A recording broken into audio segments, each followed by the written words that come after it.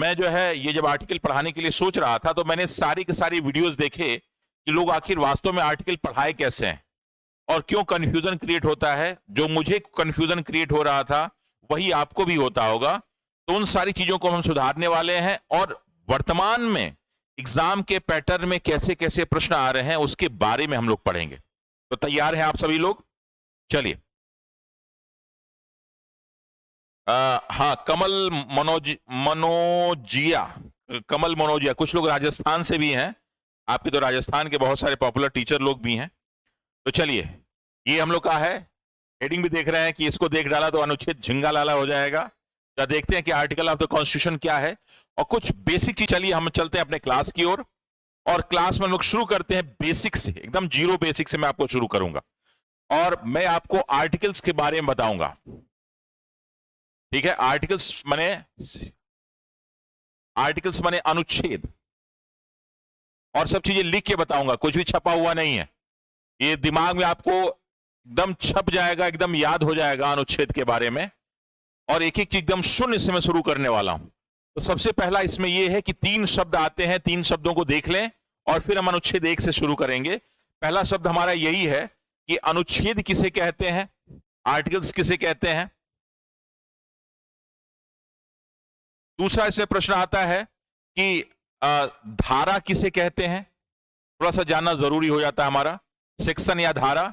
और तीसरा आता है कि अनुसूचियां किसे कहते हैं। मैं थोड़ी सी आपको कहानी सुनाते हुए चलूंगा। अनुसूचियां यानी शेड्यूल किसे कहते हैं, इसके बारे में थोड़ा सा आपको बता दूं। तो देखिए सिंपल सा है, कोई भी ऐसा लॉ, नियम, कानून, विधि जो हमारे संविधान में लिखी गई है। किसमें लिखी गई है? तो संविधान में, हमारे संविधान की जो बुक है, संविधान में वर्णित नियम, ठीक है, उसको आप फारसी भाषा में कानून कहते हैं और शुद्ध भाषा में उसको विधि भी कहते हैं, लॉ। तो कोई भी ऐसा नियम, कानून जो हमारे संविधान की किताब में लिखा हुआ उसको हम अनुच्छेद कहते हैं, आर्टिकल या अनुच्छेद कहते हैं। और अगर वो कानून की किताब में लिखा हुआ है, अगर कानून की किताब में ये चीजें लिखी हुई हैं, नियम कानून जो भी है, तो कानून की किताब में वर्णित जो है जितने भी हैं नियम कानून या विधि, उसको हम कहते हैं सेक्शन या धारा। तो डिफरेंस समझ में आ गया कि संविधान में जो भी वर्णित है नियम कानून, उसको हम कहते हैं अनुच्छेद या आर्टिकल। और कानून की किताब क्या है भाई? तो कानून की किताब है IPC, Indian penal code, CrPC, criminal procedure code, फिर उसके बाद सीपीसी, सिविल प्रोसीजर कोड, फिर क्या है, फिर बहुत सारे एविडेंस एक्ट। इन सारी की सारी कानून किताबों में जो भी कानून लिखे गए हैं उनको हम धारा या सेक्शन कहते हैं। जैसे आ जाए सेक्शन 302 अकॉर्डिंग टू आईपीसी, तो वो जो है मौत की सजा से रिलेटेड है। आ जाए आर्टिकल 302 तो उसका संबंध हमारे संविधान से। तो संविधान और धारा में क्या डिफरेंस है आपको समझ में आ गया होगा। दूसरी एक चीज आती है शेड्यूल। अनुसूची किसे कहते हैं? तो देखो, अनुसूची चीज को पढ़ोगे ना तो 2 शब्दों से मिला है। पहला है अनु और दूसरा है सूची।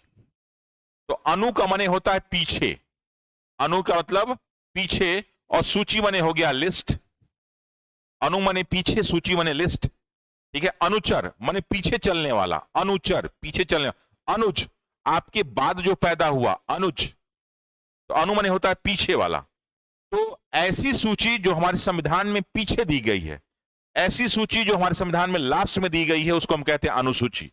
आखिर क्या जरूरत पड़ गई इसकी? तो जैसे हमारे संविधान में एक जगह लिखा गया कि हमारे यहां इतने राज्य और इतने स्टेट होंगे, इतने संघ शासित क्षेत्र होंगे। तो लोगों ने पूछा कि कौन कौन से होंगे, तो कहा गया कि जाके अनुसूची 1 में देखिए पूरी लिस्ट दी गई है। अनुसूची 1 में देखिए कि पूरी लिस्ट दी गई है कि वर्तमान में हमारे संविधान में 28 राज्य और 8 केंद्र शासित क्षेत्र हैं। तो ये सारा का सारा लिस्ट आपको कहां मिलेगा? अनुसूची में। लेकिन भारत राज्यों का संघ है, भारत में 28 राज्य और 8 केंद्र शासित क्षेत्र हैं, ये कहां मिलेगा? अनुच्छेद 1 में। तो अनुच्छेद में दिया गया कि ये बात है। जैसे क्या हुआ कि शादी में आप गए तो शादी में कहा गया कि भाई आपको खाना मिलेगा। कैसा खाना मिलेगा? शाकाहारी खाना मिलेगा। तो इसका उल्लेख मिलेगा अनुच्छेद में। लेकिन खाने में क्या क्या लिस्ट है वो मिलेगा आपको अनुसूची में, कि भाई रोटी में ये रोटियां हैं, ये सब्जियां हैं, ये सलाद है, ये अचार है। तो सारी वेराइटीज इसमें लिखी होंगी, ठीक है। लेकिन जैसे शपथ है तो शपथ किसी अनुसूची में आ जाए, अनुच्छेद में आ जाएगा। लेकिन कौन व्यक्ति क्या शपथ लेगा, उन सब का सारी चीजें इसमें लिखा होगा। वेतन किसको मिलेगा वो इसमें लिखा हुआ है, लेकिन किसको किसको कितना मिलेगा इसमें लिखा गया है। हमारे यहाँ संविधान में इतनी भाषाएं यूज होंगी ये, लेकिन भाषाओं की संख्या कौन सी है यहां लिखेगा। हमारे यहाँ राज्य इस पे कानून बनाएगा, केंद्र इस पे कानून बनाएगा, दोनों मिलकर इस पे कानून बनाएंगे, इस बात का उल्लेख यहां पे होगा। लेकिन वो विषय कौन कौन से होंगे तो अनुसूची में। तो क्या डिफरेंस होता है अनुच्छेद, धारा, अनुसूची में, आपको सबको समझ में आ गया होगा। तो हम थोड़ा सा आगे बढ़ते हैं, और आगे बढ़ते हम चलते हैं अनुच्छेद पे। मेरी बात अगर आप लोग को समझ में आ गई होगी तो हाँ लिखिएगा। चलिए, वेरी गुड। ये आर्टिकल का आज फर्स्ट क्लास है, तो ये दोनों बात क्लियर हो गई। अब आपको कोई कंफ्यूजन नहीं होना चाहिए। अब देखो, तुम्हें आज मैं ऐसी सी चीजें बताने वाला हूं जो आज तक तुम यूट्यूब में कहीं नहीं देखे होगे, और ना ही कोई टीचर बताता है। क्यों? क्योंकि उनको उसमें डेप्थ में नॉलेज नहीं है। मैक्सिमम जो है किताब छापे पढ़ाना शुरू कर दिए। मैंने 2 बार आईएएस का मेंस दिया, 16 बार स्टेट पीसीएस मेंस दिया। राजस्थान में जो है मैं 3-3 बार गया हूं उदयपुर एग्जाम देने के लिए, ठीक है ना। यूपी में, झारखंड में, बिहार में, उत्तर प्रदेश में, हर जगह एग्जाम मैंने दिया है। साथ ही साथ मैंने दिल्ली विश्वविद्यालय से लॉ भी किया है, तो चीजों को समझने की पूरी कोशिश की है। तो हर चीज को मैं आपको विधिवत तरीके से समझाने की कोशिश करूंगा। तो चलिए, पहले हम आते हैं अपने इस संविधान की तरफ। तो हमारे संविधान में एक चीज आपको समझ में आएगी कि हमारे संविधान में जितना बना है ना, उसमें अधिकांश चीजें बनी है 1935 के अधिनियम से, 1935 के भारत सरकार अधिनियम। मैं एकदम शून्य से शुरू कर रहा हूं। भारत सरकार अधिनियम, क्योंकि एग्जाम में हमें देखना है, ये नहीं कि ये भाग यहां दिया गया है, वो भाग यहां दिया गया, बस वो से काम खत्म हो जाएगा, उससे नहीं होने वाला। तो हमारा जो संविधान बना है, उस संविधान का जो बेस है, उस संविधान का जो आधार है, वो कौन सा अनुच्छेद, कौन सा अधिनियम है? तो 1935 का भारत सरकार अधिनियम। 1935 के भारत सरकार अधिनियम से ही हमारे संविधान की लगभग 70%, और या यूं कह लें कि 200 प्लस अनुच्छेद, 200 प्लस अनुच्छेद, वो लगभग यहीं से लिए गए हैं, थोड़ा बहुत हेर फेर करके। तो एग्जाम में प्रश्न आता है, ये याद रखेंगे हम। तो पहला प्रश्न ये आता है कि जब हमारा भारत सरकार अधिनियम 1935 बना था, तो उसमें कितने भाग थे, कितने अनुच्छेद थे और कितनी अनुसूचियां थी? ये एग्जाम में प्रश्न पूछा जाता है। तो याद रखिएगा कि 1935 के अधिनियम के अनुसार जो भाग थे वो कितने थे भाई? तो वो थे भाग 14। भाग कितने थे? 14। अच्छा, चलिए इसको मैं ऐसे करता हूं ताकि आपको याद, नोट्स बनाने में आसानी हो जाएगी। नोट्स बनाते चलता हूं आपको। तो हम ऐसा करते हैं, आपको देखिए अच्छे ढंग से नोट्स बनाने की कोशिश करते हैं ताकि आपका नोट्स तैयार हो जाए। मैं चीजों को लिखवाता हूं बच्चा, एक एक चीज, ताकि आपको सारी की सारी चीजें याद हो जाए। ये नहीं कि बस नोट्स छाप के लाए लिखवा दिया, वो नहीं। मैं हर चीज आपको नोट्स बनवाने की कोशिश करता हूं। पहला है, यहां हम लिखेंगे अधिनियम, ठीक है। फिर हम लिखेंगे भाग, फिर हम लिखेंगे अनुच्छेद। नोट्स बनाते चलिए आप लोग, शानदार नोट्स बन जाएगा। अनुच्छेद, और फिर आ जाएगा अनुसूची। ये एग्जाम में आपसे पूछी जाती हैं, तो मैं उसी ढंग से आपको लिखवा दे रहा हूं ताकि आपके लिए अच्छा हो जाएगा। तो पहला मैंने आपको बताया क्या भाई? तो पहला हमने बताया 1935 के अधिनियम में, भारत सरकार अधिनियम 1935 के, उसमें भाई कितने भाग थे? तो उसमें भाग थे 14। भाग कितने थे?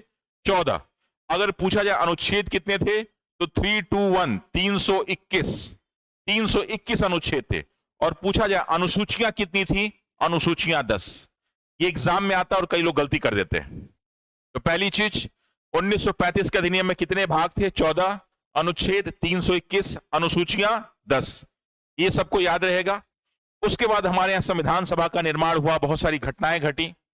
तो संविधान सभा का जब निर्माण हुआ, जिसके अध्यक्ष जो है डॉक्टर राजेंद्र प्रसाद बने, लेकिन उसके पहले जो अस्थायी अध्यक्ष बने थे उनका नाम था डॉक्टर सच्चिदानंद सिन्हा, और बहुत ही ज्ञानी व्यक्ति थे। लेकिन उनसे भी एक ज्ञानी व्यक्ति थे जिनको कहा जाता है कि संवैधानिक सलाहकार। तो हमारे संवैधानिक सलाहकार कौन थे? तो अगर थोड़ा बहुत भी आपको याद होगा तो हमारे यहां प्रश्न पूछा जाता है, संवैधानिक सलाहकार कौन थे? तो संवैधानिक सलाहकार, आप लोग जल्दी से आंसर दीजिए ताकि मैं लगे कि आप लोग इंटरेस्टेड हैं, आप लोग को समझ में आता है सब कुछ। कौन था हमारे संविधान का संवैधानिक सलाहकार? इस प्रश्न का आंसर दीजिए। वेस्ट बंगाल से कृष्ण महतो जी, स्वागत है आपका। कुछ लोग राजस्थान से हैं, कुछ लोग जो है। मेरे प्रश्न का जल्दी से आंसर दीजिए, जल्दी प्रश्न के आंसर दीजिए। वेरी गुड, जल्दी से आंसर दीजिए प्रश्न का। मुखर्जी नगर से कृष्ण मोहन सिंह जी देख रहे हैं, स्वागत है साहब आपका। कौन था संवैधानिक सलाहकार? फट से आंसर दीजिए। तो बिल्कुल बिल्कुल सही आंसर आया है, उनका नाम था B N Rao. B N Rao, full form इनका देख लीजिए क्या है ना। इनका नाम था बेनेगल नरसिंह राव, बेनेगल नरसिंह राव। भाई इनका जन्म जो हुआ था बेनेगल नरसिंह राव साहब का, ये वर्तमान का जो कर्नाटक है वहीं पे इन्होंने जन्म लिया था, कर्नाटक के मैंगलोर में। थोड़ा सा बस जान जाइए इनके बारे में, क्योंकि बहुत ही ज्ञानी व्यक्ति थे, इनके बारे में आपको बताया नहीं जाता है। कर्नाटक बेंगलोर के थे ये, वहीं पे जन्म लिया था इन्होंने। और ये क्या क्या रह चुके थे ये जान जाइए। तो पहला तो ये आईसीएस अधिकारी थे, इंडियन सिविल सर्वेंट, आईसीएस अधिकारी। फिर उसके बाद इंटरनेशनल कोर्ट ऑफ जस्टिस में जो है ये न्यायाधीश रह चुके थे, ये न्यायाधीश थे।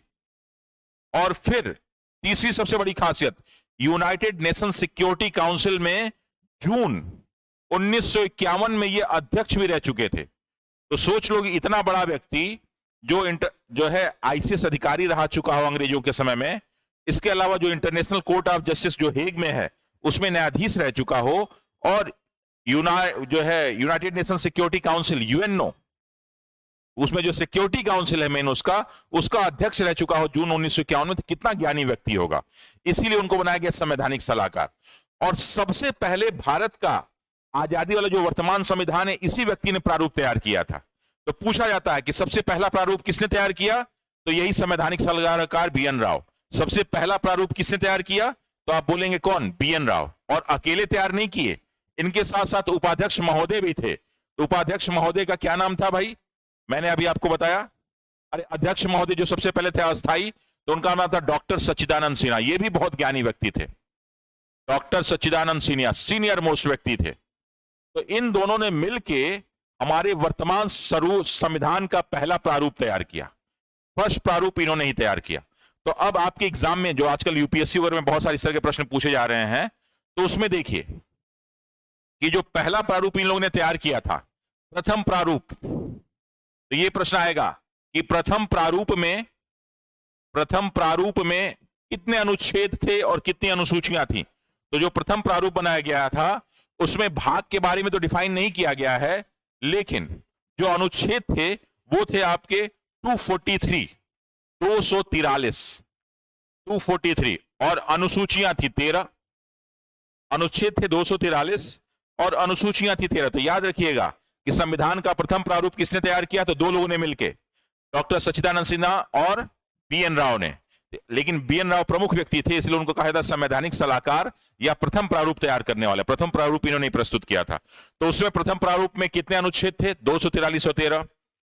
और ये लगभग 60 देशों का इस व्यक्ति ने संविधान का अध्ययन करके तब ये बनाया था। और ये जब बन गया तो हुआ कि इस पर डिस्कशन किया जाए कि सही है कि गलत है। तब ड्राफ्टिंग कमेटी बनाई गई अगस्त में, 29 अगस्त 1946 में ड्राफ्टिंग कमेटी बनाई गई। और फिर जब ड्राफ्टिंग कमेटी बनाई गई तो उसके अध्यक्ष बने डॉक्टर भीमराव अंबेडकर, और उनको ये 243 अनुच्छेद और 13 अनुसूचियां दी गई कि साहब लीजिए इसमें संशोधन कीजिए। तो जब अंबेडकर साहब आए और उनकी प्रारूप समिति ने पूरा अध्ययन किया तो अब उन्होंने दिया। तो उन्होंने क्या दिया, तो ये देखिएगा प्रारूप समिति, अगला देखिएगा नेक्स्ट, याद रखिएगा सब लोग, प्रारूप समिति द्वारा प्रस्तुत, ठीक है।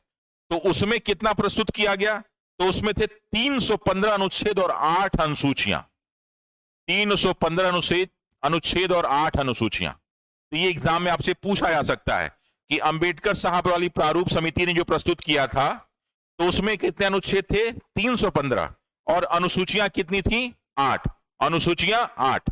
लेकिन फिर बैठ के उस पर डिस्कशन होना शुरू हुआ और फाइनली जो है 26 नवंबर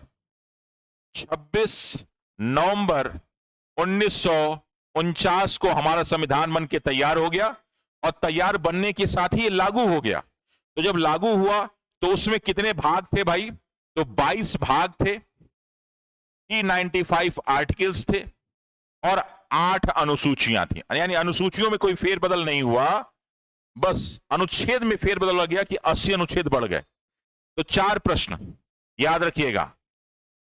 1935 के अनुच्छेद में कितने भाग? 14, अनुच्छेद 321, अनुसूचियां 10। फिर BN राव वाले ने जो प्रथम प्रारूप प्रस्तुत किया उसमें भाग के बारे में कोई उल्लेख नहीं, अनुच्छेद 243, अनुसूचियां 13, 13 अशुभ नंबर होता है इसीलिए हटा गया। फिर प्रारूप समिति, अंबेडकर वाली प्रारूप समिति द्वारा जो पहली बार प्रस्तुत किया गया, 315 अनुच्छेद, 8 अनुसूचियां। और उसका जब हमारा संविधान लागू हुआ तो कितने भाग थे? तो 22 भाग, 395 और 8 अनुसूचियां। लेकिन एक इसमें वर्तमान में पूछा जा सकता है कि भाई वर्तमान में क्या पोजीशन है, तो वर्तमान का आप जवाब देंगे कि वर्तमान में जो है संख्या के आधार पे, एक चीज याद रखिएगा, ये संख्या के आधार पर है। क्या होता है संख्या के आधार पे? मैं बताता हूं आपको। संख्या के आधार पे तो इसकी संख्या हो गई ये 25, और ये मैं डाटा दे रहा हूं अगस्त 2021 तक का, अगस्त 2021 तक का। और ये अनुच्छेद हो गए हैं 470, 470, और ये अनुसूचियां हैं 12। अनुसूचियां कितनी हो गई? 12। वर्तमान में ये है कंडीशन। लेकिन एक शब्द मैंने दिया है यहां पे, संख्या के आधार पे। संख्या के आधार पे का मतलब क्या होता है? ये जो 22 भाग है उसी तरह, उसमें कोई फेरबदल नहीं हुआ। ये नहीं कि 23वां भाग बन गया, 24वां भाग बन गया, बल्कि एक भाग था 5 तो उसमें एक नया जुड़ गया तो हो गया 5A या 5 क। कोई मान लो है 15 तो 15 में एक जुड़ गया तो हो गया 15 क। तो इस तरह जुड़े हैं, 23वां भाग नहीं हुआ, तो इसीलिए कहते हैं संख्या के आधार पे 25। अनुच्छेद 395 है तो 395 लिखा गया है, 96 नहीं लिखा गया है, 396 नहीं लिखा गया है, बल्कि क्या हुआ बीच में कोई जुड़ा। तो जैसे कुछ हटा कुछ जुड़ा, कुछ हटा कुछ जुड़ा। तो मान लीजिए अनुच्छेद हम लोग आए 51, तो 51 में एक जुड़ गया, 51 का एक बढ़ गया, 21 में एक जुड़ गया, 21 का, 43 में एक जुड़ गया, 43 का, 43 का, 48 में जुड़ गया, 48 का। तो ये जुड़ते गए तो टोटल संख्या के आधार पे कितने हो गए? 470। लेकिन 396वां आर्टिकल नहीं बना है, 97वां नहीं बना है, 98 नहीं बना है। क्यों? क्योंकि बनता तो पूरा पीछे का इतिहास ही गड़बड़ हो जाता। तो संख्या के आधार पे 470 है। लेकिन जब अनुसूची की बात आई तो इसकी संख्या कम थी, तो घटाने बढ़ाने में कोई दिक्कत नहीं था। तो पहले 8 था, अब बढ़ के क्या हो गया है? 12, 9, 10, 11, 12। तो अब ये 5 प्रकार के प्रश्नों आपके एग्जाम में पूछे जा सकते हैं। याद रखिएगा 1935 का अधिनियम में 14 भाग, 321 अनुच्छेद, 10 अनुसूचियां। प्रथम प्रारूप में भाग के बारे में उल्लेख नहीं, अनुच्छेद 243, अनुसूचियां 13। प्रारूप समिति अंबेडकर साहब वाले में 315 अनुच्छेद, 8 अनुसूचियां। 26 नवंबर 1949 को जो पारित हुआ था 22 भाग, 395 अनुच्छेद, 8 अनुसूचियां। और वर्तमान में संख्या के आधार पे 25 भाग, 470 अनुच्छेद और 12 अनुसूचियां। इतना आप लोग याद रखेंगे, भूलेंगे नहीं। लेकिन एक प्रश्न और आपके लिए इंपॉर्टेंट, जो आपने कभी नहीं सुना होगा, मोस्ट इंपॉर्टेंट प्रश्न आपके लिए, बहुत ही जरूरी प्रश्न आता है कि हमारा संविधान कब लागू हुआ था? तो हमारा संविधान 26 नवंबर 1949 को लागू हुआ, आंशिक रूप से, आंशिक रूप से। और पूछा जाए कि पूर्ण रूप से कब लागू हुआ, तो आप सभी को मालूम है कि 26 जनवरी 1950 को कैसे लागू हुआ भाई? ये पूर्ण रूप से, पूर्ण रूप से लागू हुआ 26 जनवरी 1950, आंशिक रूप से लागू हुआ 26 नवंबर 1949। इसीलिए हमारे यहां ये 26 नवंबर का डेट किस हिसाब से माना जाता है? तो इसको कहते हैं संविधान दिवस। क्या कहते हैं इसको? संविधान दिवस। पहले विधि दिवस कहते थे, लेकिन अब कहा जाता है सन 2015 से संविधान दिवस। और इसको हम लोग क्या कहते हैं? गणतंत्र दिवस।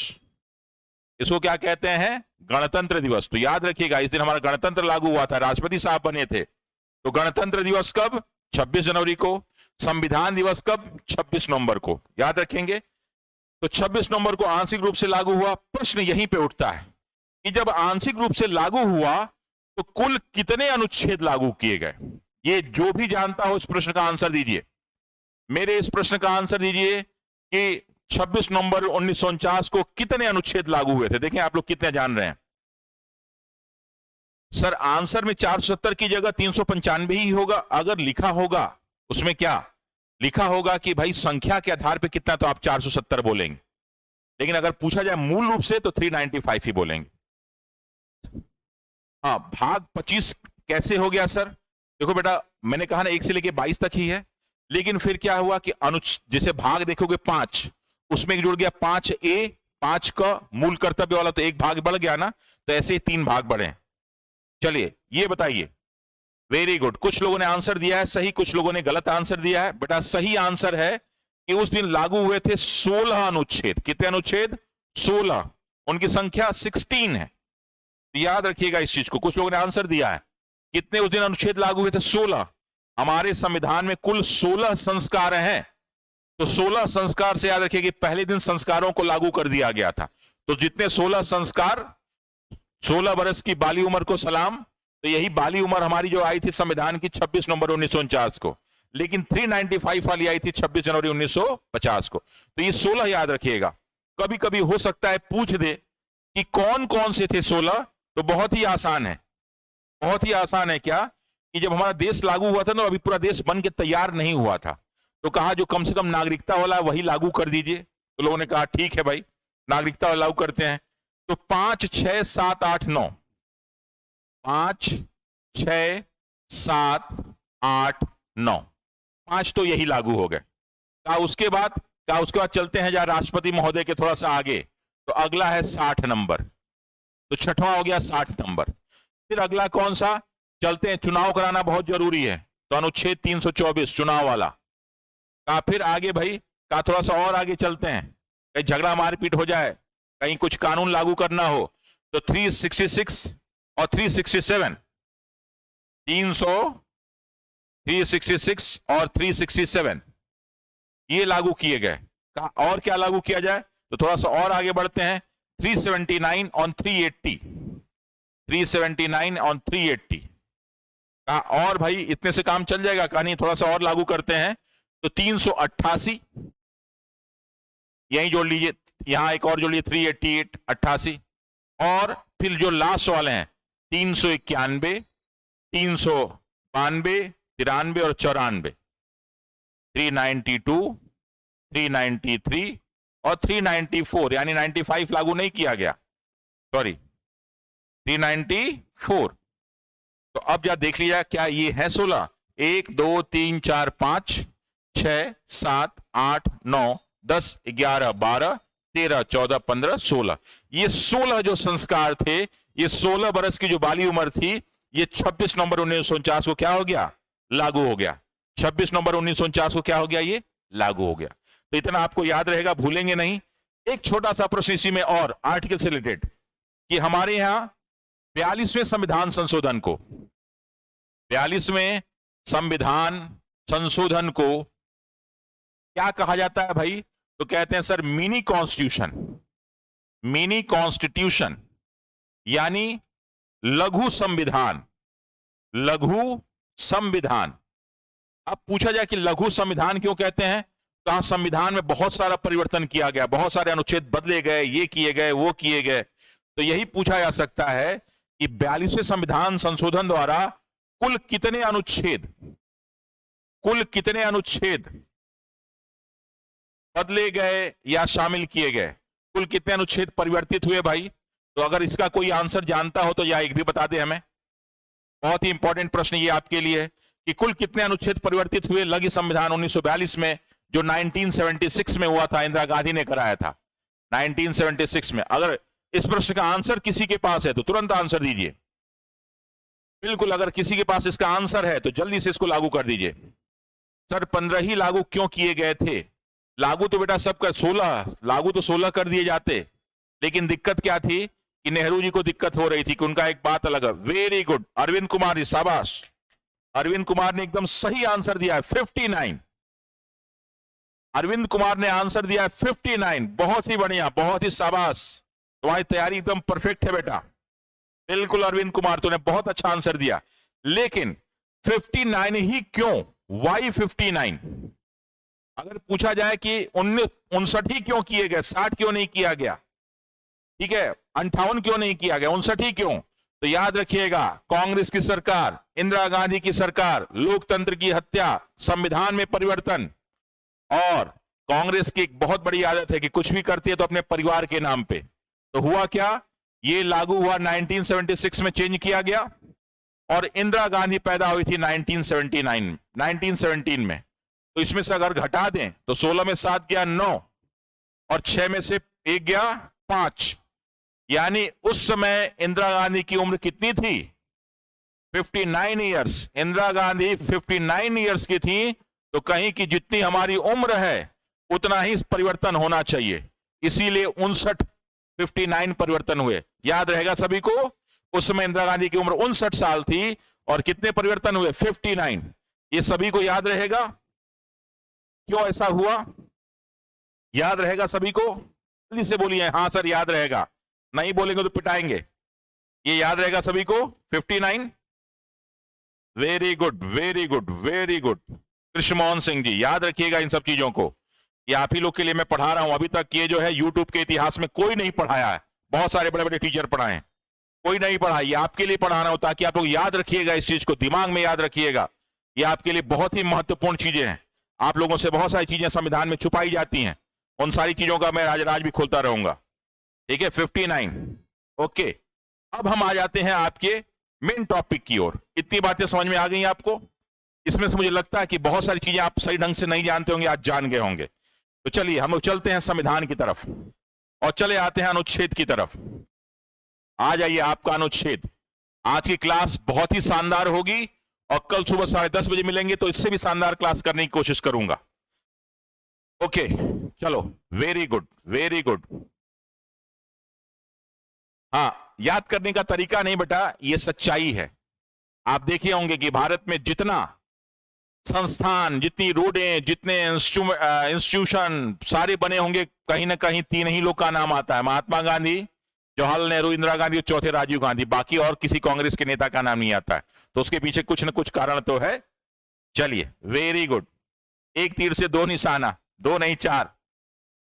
हाँ, ऐड किया गया। वो सब देखो, जो तुम जान रहे हो ना उसके बारे में मैं फालतू डिस्कस नहीं करूंगा, जो तुम नहीं जान रहे वो तुम्हें बताने वाला हूं। अब आता है हम लोग का अनुच्छेद। तो चलिए अनुच्छेद की तरफ हम लोग जाते हैं और उसके विषय की तरफ जाते हैं, आपको याद रखने का तरीका समझाते हुए चलते हैं।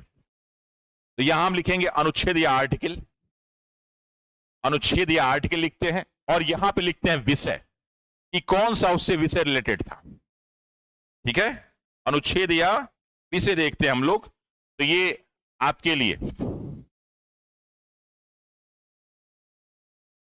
चलिए ये आपके लिए बढ़िया वाला लाइन खींच दें।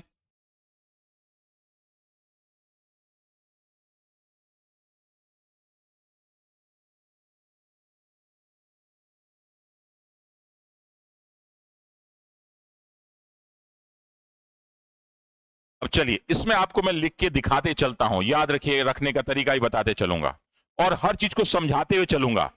ये नहीं कि जल्दीबाजी में आपको सब छोड़ दूं। मेरी आदत है कि जब भी मैं पढ़ाता हूं तो एकदम डीप के उतर के पढ़ाता हूं और चाहता हूं कि मेरे स्टूडेंट को सब कुछ आए। वो कहीं भी जाए तो अगर उससे कोई भी प्रश्न पूछा जाए तो कहीं भी उसको इफ एंड बट ना हो। कई लोग भाग पढ़ा के कहते हैं कि अनुच्छेद है, भाग अनुच्छेद में बहुत अंतर है। तो पहला हम लोग सब चले आते हैं अनुच्छेद नंबर 1 पे। अनुच्छेद नंबर 1 में क्या है और इससे क्या प्रश्न पूछा जाता है? तो सिंपल सा, एक तो भारत का नाम, यहां पे भारत और अर्थात इंडिया, भारत अर्थात इंडिया। तो जब भी आपसे एग्जाम में पूछा जाए कि हमारे संविधान में अपने देश का क्या नाम दिया गया है, तो भारत नाम दिया गया और इंडिया, 2 नाम दिए गए हैं, भारत और इंडिया। अब हो सकता है इंडिया नाम परिवर्तित होके इंग्लिश में भी भारत हो जाए और हिंदी में तो भारत है ही है। तो ये भारत इंडिया, ये 2 नाम दिए गए हैं। और दूसरा शब्द क्या दिया गया है? दूसरा शब्द दिया गया कि भारत क्या है, तो ये क्या आ गया कि it's a union of India, union of India. ये क्या है भाई? तो ये राज्यों का संघ है, राज्यों का संघ है। यानी हम मिल तो गए हैं लेकिन आसानी से अब अलग नहीं हो सकते। जैसे हमारे यहां ज्वाइंट फैमिली होती है कि परिवार एक बार बन जाता है, एक संघ हो जाता है, यूनियन हो जाता है, तो हम यूनियन है, आसानी से अलग होने वाले हम लोग नहीं है। बन गए तो बन गए। तो ये दिया गया है। तो ये बोला कि भारत अर्थात इंडिया राज्यों का संघ होगा। किसी ने पूछा कि भाई इस संघ में कितने राज्य और कितने केंद्र शासित क्षेत्र होंगे? तो इसमें लिखा गया है कि जैसा कि अनुसूची 1 में दिया गया है, अगर पूछा जाए राज्यों की संख्या, अगर पूछा जाए केंद्र शासित क्षेत्रों की संख्या का उल्लेख और नाम कहां दिया गया है, अनुसूची 1, अनुसूची 1। तो अगर कभी किसी राज्य के नाम में परिवर्तन हो रहा है, संख्या में परिवर्तन हो रहा है, केंद्र शासित क्षेत्र में परिवर्तन हो रहा है, तो किस अनुसूची में चेंज होगा, अनुसूची 1 में। लेकिन अनुच्छेद 1 में क्या दिया गया है, भारत अर्थात इंडिया और राज्यों का संघ। यही दो प्रश्न आते हैं आपके, तो अनुच्छेद 1 याद रहेगा आपको, भूलेंगे नहीं आप। सर जी यूपी दरोगा, यूपी लखनऊ में कोयला खत्म होने से बिजली नहीं आ रही है, कोई बात नहीं बेटा, कोई बात नहीं। चलिए अगला प्रश्न। तो कई मैंने देखा, एक बहुत बड़े टीचर हैं राजस्थान के, ही इस अनुच्छेद को, पहला ही अनुच्छेद उन्होंने गलत बताया। पहला अनुच्छेद उन्होंने बोला कि अनुच्छेद 1 में दिया गया है कि राज्यों की संख्या, राज्य के नाम दिए गए, नहीं, राज्यों का नाम नहीं दिया गया है। केंद्र शासित क्षेत्रों का नाम अनुसूची 1 में, अनुच्छेद 1 में नहीं है। और आपके बहुत पॉपुलर टीचर है, उन्होंने गलत पढ़ाया ये, या उनको आप लोग टोकिएगा। चलिए दूसरे नंबर पे हम लोग आते हैं, सेकेंड नंबर पे। सेकेंड नंबर क्या है भाई, तो चूंकि राज्यों की बात हो रही है, तो हुआ कि नए राज्य कैसे प्रवेश करेंगे, नए राज्य कैसे बनेंगे। तो उसमें सिर्फ प्रवेश माने कि अगर कोई ऐसा राज्य है जो किसी और ने कब्जा कर रखा है और भारत में लेना है, तो नए राज्यों का प्रवेश या स्थापना, नए राज्यों का प्रवेश या स्थापना, ये कहां पे दिया गया है, तो अनुच्छेद 2 में। लेकिन इसमें आपसे प्रश्न पूछा जाएगा कि ये अधिकार किसको है, ये कौन कर सकता है, तो ये अधिकार है सिर्फ और सिर्फ संसद को। कौन कर सकता है, तो आपके एग्जाम में प्रश्न ये आएगा कि नए राज्यों के प्रवेश एवं स्थापना का अधिकार किसे, संसद में। ये प्रश्न आता है, ये नहीं पूछेगा कि अनुच्छेद 2 में क्या दिया गया है। पूछा जाएगा कि नए राज्यों के प्रवेश और स्थापना का अधिकार किसे है, तो आप तुरंत कहेंगे संसद को। किसे है। फिर तीसरा इसमें पूछा जाएगा अनुच्छेद 3, अनुच्छेद 3 आर्टिकल नंबर 3। क्या भाई आर्टिकल नंबर 3, तो आर्टिकल नंबर 3 है, ये भी इसी से रिलेटेड है। क्या कि किसी नए राज्य का निर्माण करना है, तो बड़े को तोड़ के छोटा, छोटे को तोड़ के बड़ा। फिर वर्तमान राज्य के क्षेत्र में परिवर्तन करना है, सीमा में परिवर्तन करना है, नाम में परिवर्तन करना है, तो ये कौन करेगा। तो इसमें देखो ये है नए राज्य का निर्माण, वहां स्थापना है, यहां निर्माण है। नया राज्य यानी तोड़ के बड़ा, बड़ा का छोटा। फिर नाम में परिवर्तन, नाम में परिवर्तन, जैसे कि बना दिया गया क्या, उत्तरांचल उत्तराखंड, छत्तीस को था वनांचल, उसको कर दिया गया जो है झारखंड। इसी तरह पुडुचेरी को नाम चेंज किया गया, पहले क्या नाम था, पौंडीचेरी, पुडुचेरी। ये सब जो नाम चेंज हो रहा है, जो सीमा में परिवर्तन हो रहा है, तो नाम में परिवर्तन, सीमा में परिवर्तन, ये सारा का सारा करने का अधिकार किसे है, ये एग्जाम में आपसे पूछा जाता है। तो ये भी अधिकार है किसके पास, संसद के पास। तो एग्जाम में आपसे ये पूछेगा अनुच्छेद में वर्णित नए राज्यों के निर्माण, नाम परिवर्तन और सीमा परिवर्तन अधिकार किसका है, संसद का। इसके बारे में दिया कहां गया, तो अनुच्छेद 3 में। चौथा आपके मतलब का है, कभी नहीं आएगा, उसको लोग चौथा नहीं पढ़ेंगे और डायरेक्ट हम लोग चले आएंगे 5वें पर। डायरेक्ट यहां पे हम लोग आ जाएंगे 5वें पे आ जाते हैं। तो 5वां क्या है भाई, तो देश बन गया। देश बनने के साथ जरूरी है, क्या जरूरी है भाई, तो देश बनने के साथ क्या है कि नागरिकता का भी तो परिभाषा होना चाहिए कि कौन कौन लोग यहाँ के नागरिक हैं। तो नागरिकता संबंधी जो भी प्रोविजन है वो दिया गया है 5, 6, 7, 8, 9, 10, 11 में। तो इसमें आपके एग्जाम से रिलेटेड सारी की सारी चीजें मैं बता रहा हूं, वो याद रखिएगा। पहला अनुच्छेद 5, देखो मैं एक एक चीज, लोग क्या करते हैं 5 से 11 नागरिकता बना के काम खत्म, हम ऐसा नहीं करने वाले हैं। पहला है अनुच्छेद 5, क्या दिया गया है कि जब हमारा संविधान बन रहा था तो संविधान के प्रारंभ में नागरिकता, संविधान के प्रारंभ में नागरिकता, कैसे नागरिकता आएगी, तो संविधान के प्रारंभ में नागरिकता लोगों को कैसे मिलेगी, इसका उल्लेख अनुच्छेद 5 में। कहा भाई ये कैसे होगा, तो कहा 2 लोग होगा, कुछ लोग तो पाकिस्तान से भारत में आएंगे, कहा अच्छी बात है। कुछ लोग ऐसा है कि भारत से पाकिस्तान में चले जाएं, कहा अच्छा। और क्या हो सकता है, कुछ लोग भारत के बाहर जन्म लिए हों, उनकी नागरिकता कैसे होगी, कहा अच्छा। कुछ लोग जो है विदेशी नागरिक अगर भारत की नागरिकता लेना चाह रहे हो या वहां की नागरिकता ले लिए, उनके साथ क्या होगा, तो ये सब बनने लगा। तो 6 में क्या बना, 6, तो 6 में क्या बना कि पाकिस्तान से आने वालों की नागरिकता, आने वालों की नागरिकता, कि कौन लोग भारत के संविधान में शामिल हो सकते हैं। तो उसके लिए एक डेट मेंशन किया गया, 19 जुलाई 1948, 19 जुलाई 1948 बोला गया कि इस समय तक जितने लोग भारत में प्रवेश कर दिए आ गए हैं वो भारत के नागरिक होंगे। तो हो गया पाकिस्तान से आने वालों की नागरिकता। छठवां क्या होगा भाई, कुछ लोग भारत से वहां चले गए थे, तो भारत से पाकिस्तान जाने वालों की नागरिकता, भारत से पाकिस्तान, पाकिस्तान जाने वालों की नागरिकता, तो उसमें कैसे डिफाइन होगा, ये इस अनुच्छेद में दिया गया है। और इसके लिए डेट रखा गया क्या भाई, 1 मार्च 1947, 1947 है, यानी आजादी के पहले जो लोग चले गए थे वो। तो पाकिस्तान से भारत आने वालों की नागरिकता 6 में, भारत से पाकिस्तान जाने वालों की नागरिकता 7 में, ये दिया गया है। और यही पूछा जाए कि 8 में क्या दिया गया भाई, तो भारत पाकिस्तान तो हो गया, जो भारत के बाहर रहने वाले उनके जो बच्चे जन्म लिए हैं, अपने पापा मम्मी यहां के, बेटा बाहर जन्म लिया, तो उनकी नागरिकता के बारे में उसने दिया गया है क्या भाई, भारत के बाहर जन्म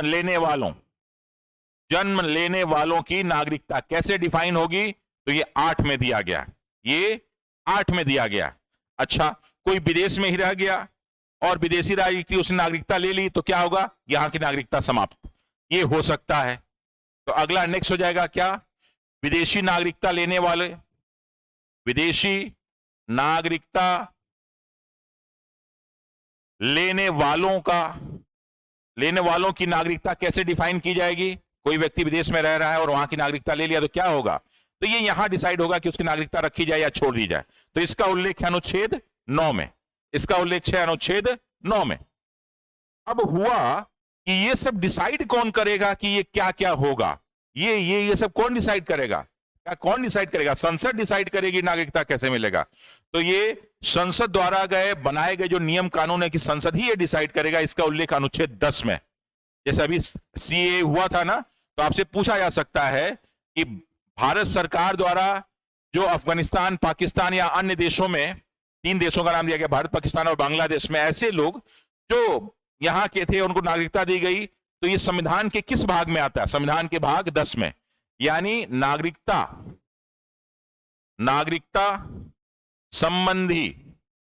संबंधी कानून बनाने का अधिकार,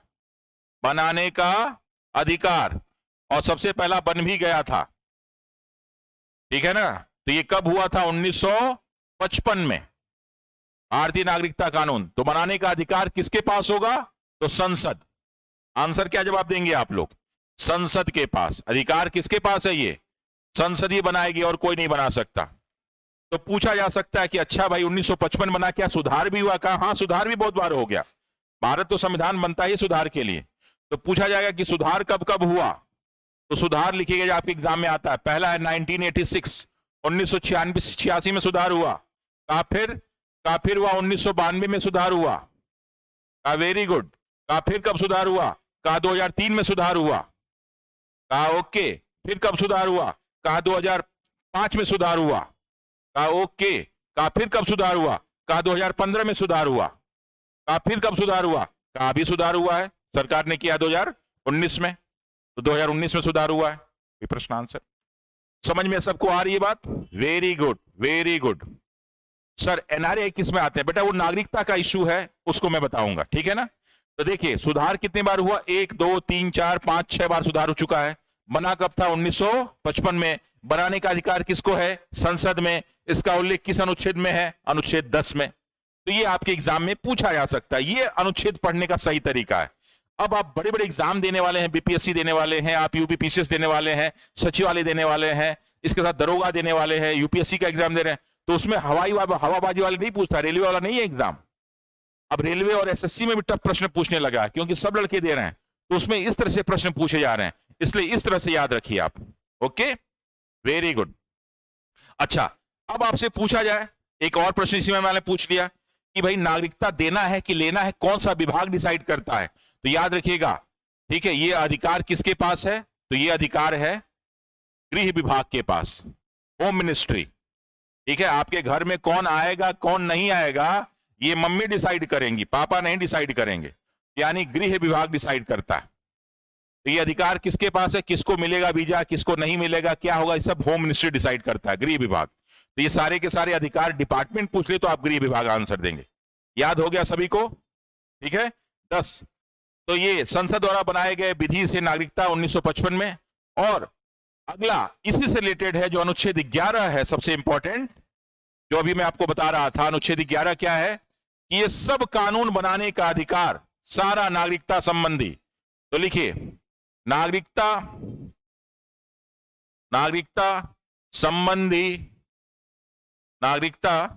संबंधी कानून में, ठीक है, कुछ भी सुधार करना हो, परिवर्तन करना हो, ठीक है, या फिर कुछ नया बनाना हो, ये सब कौन बनाएगा? ये संसद ही बनाएगी। उसमें तो जो शुरुआत में हुआ तो 1955 वाला उन्होंने बना दिया, लेकिन ये सब करने का अधिकार किसके में दिया गया? अनुच्छेद 11 में।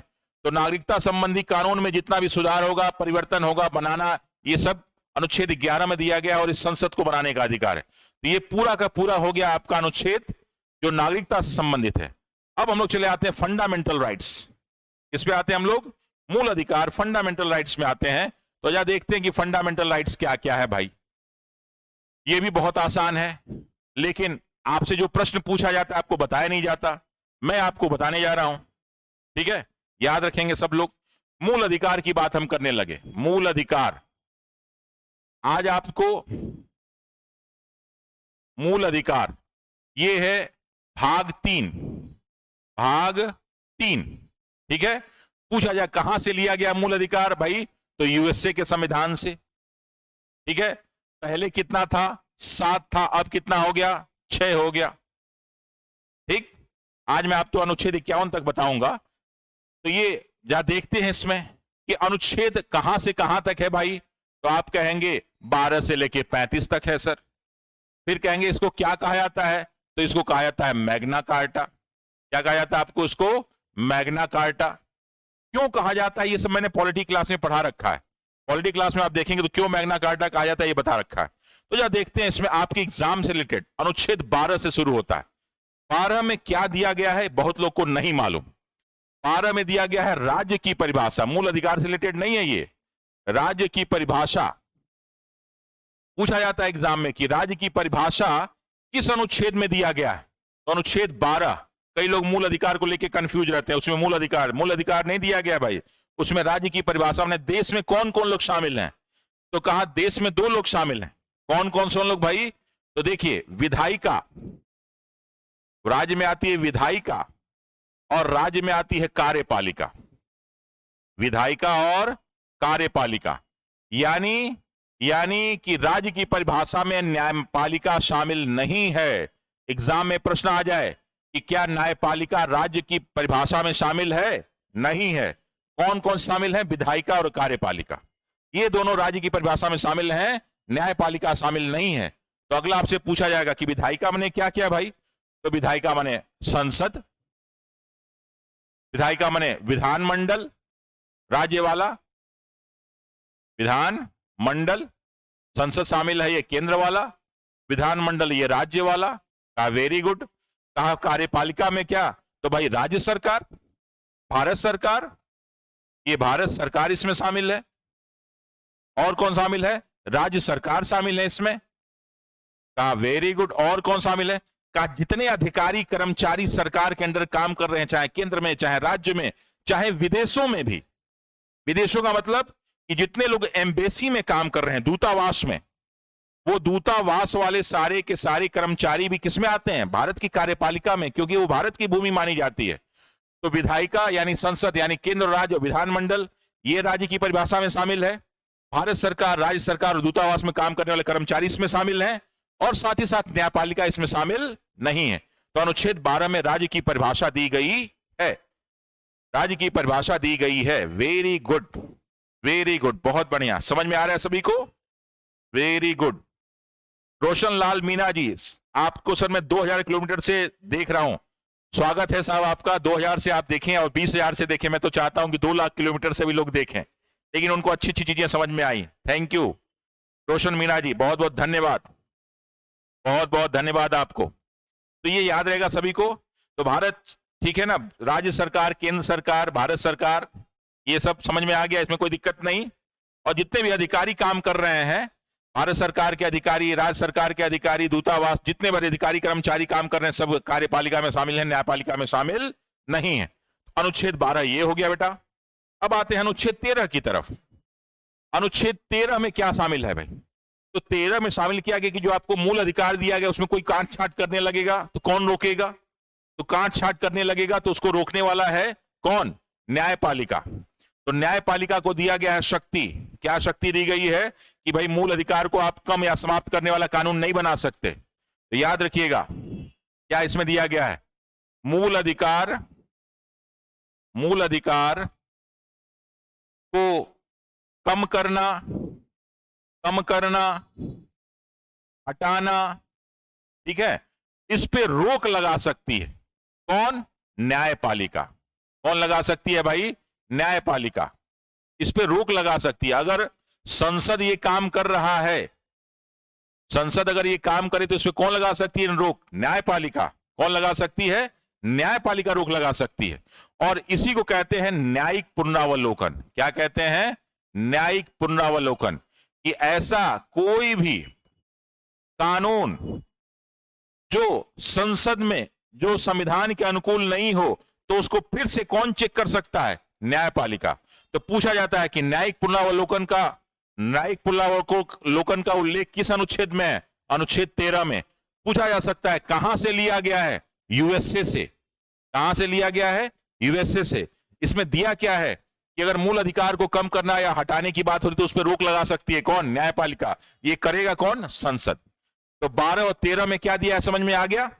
अब हम चलते हैं 14 और 15 16 की तरफ। अब देखो और शानदार, जानदार, एकदम मजेदार।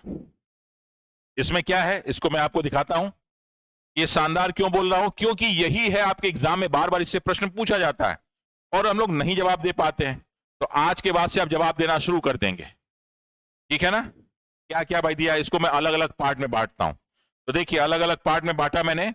तो 12 तक बता दिया। अब ये 14 से लेकर 18 तक, 14 से लेकर 18 तक क्या है? Right to equality. Right to equality. ये राइट टू इक्वेलिटी क्या है? समता का अधिकार।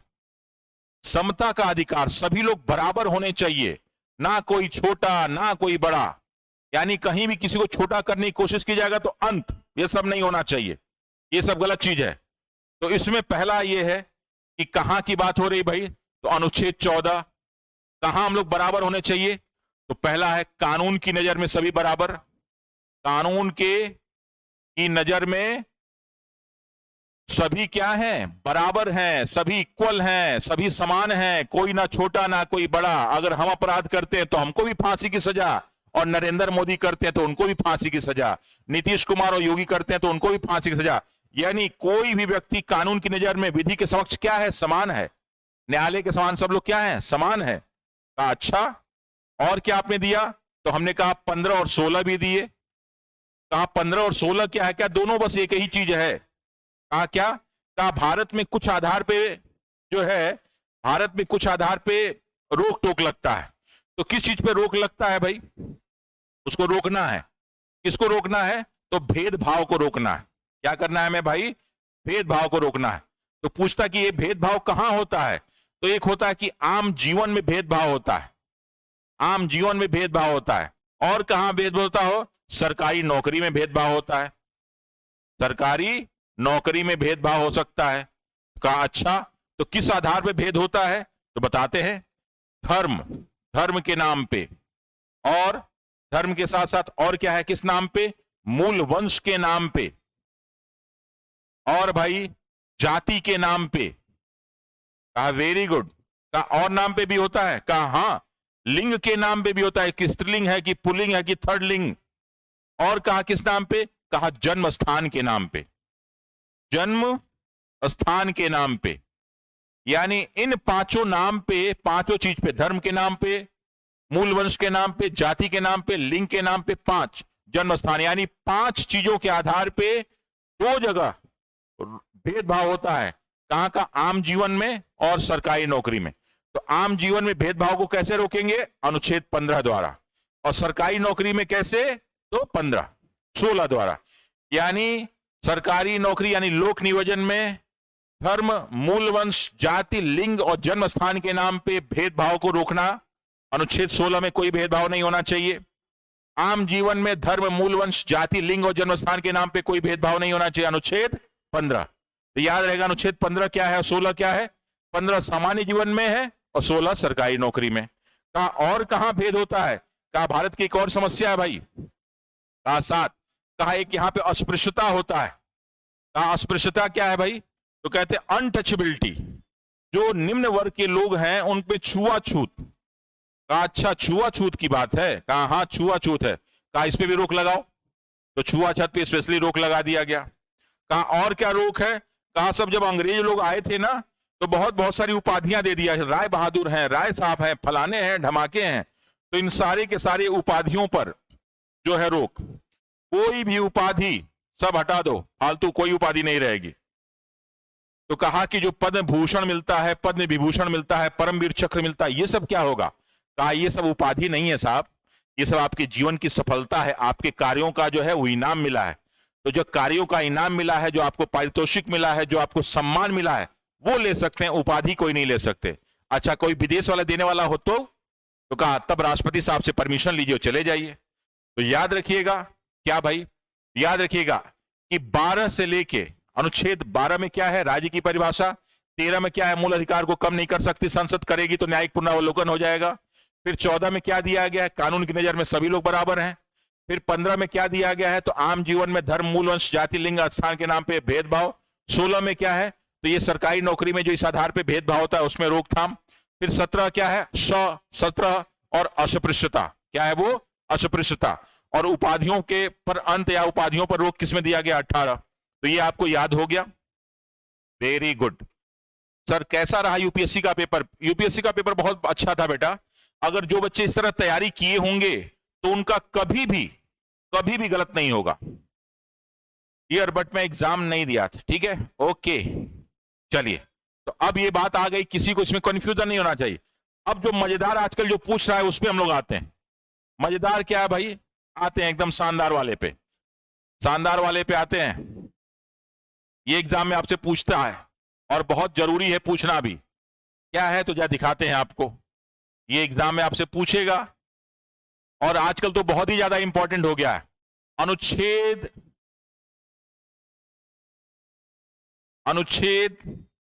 कौन सा है भाई? अनुच्छेद 19। अनुच्छेद 19 इसको हम स्पेशली अलग से बता रहे हैं। ये क्या दिया है भाई? तो right to freedom. Right to freedom. Right to freedom. Right to freedom का माने क्या हुआ? मतलब स्वतंत्रता का अधिकार।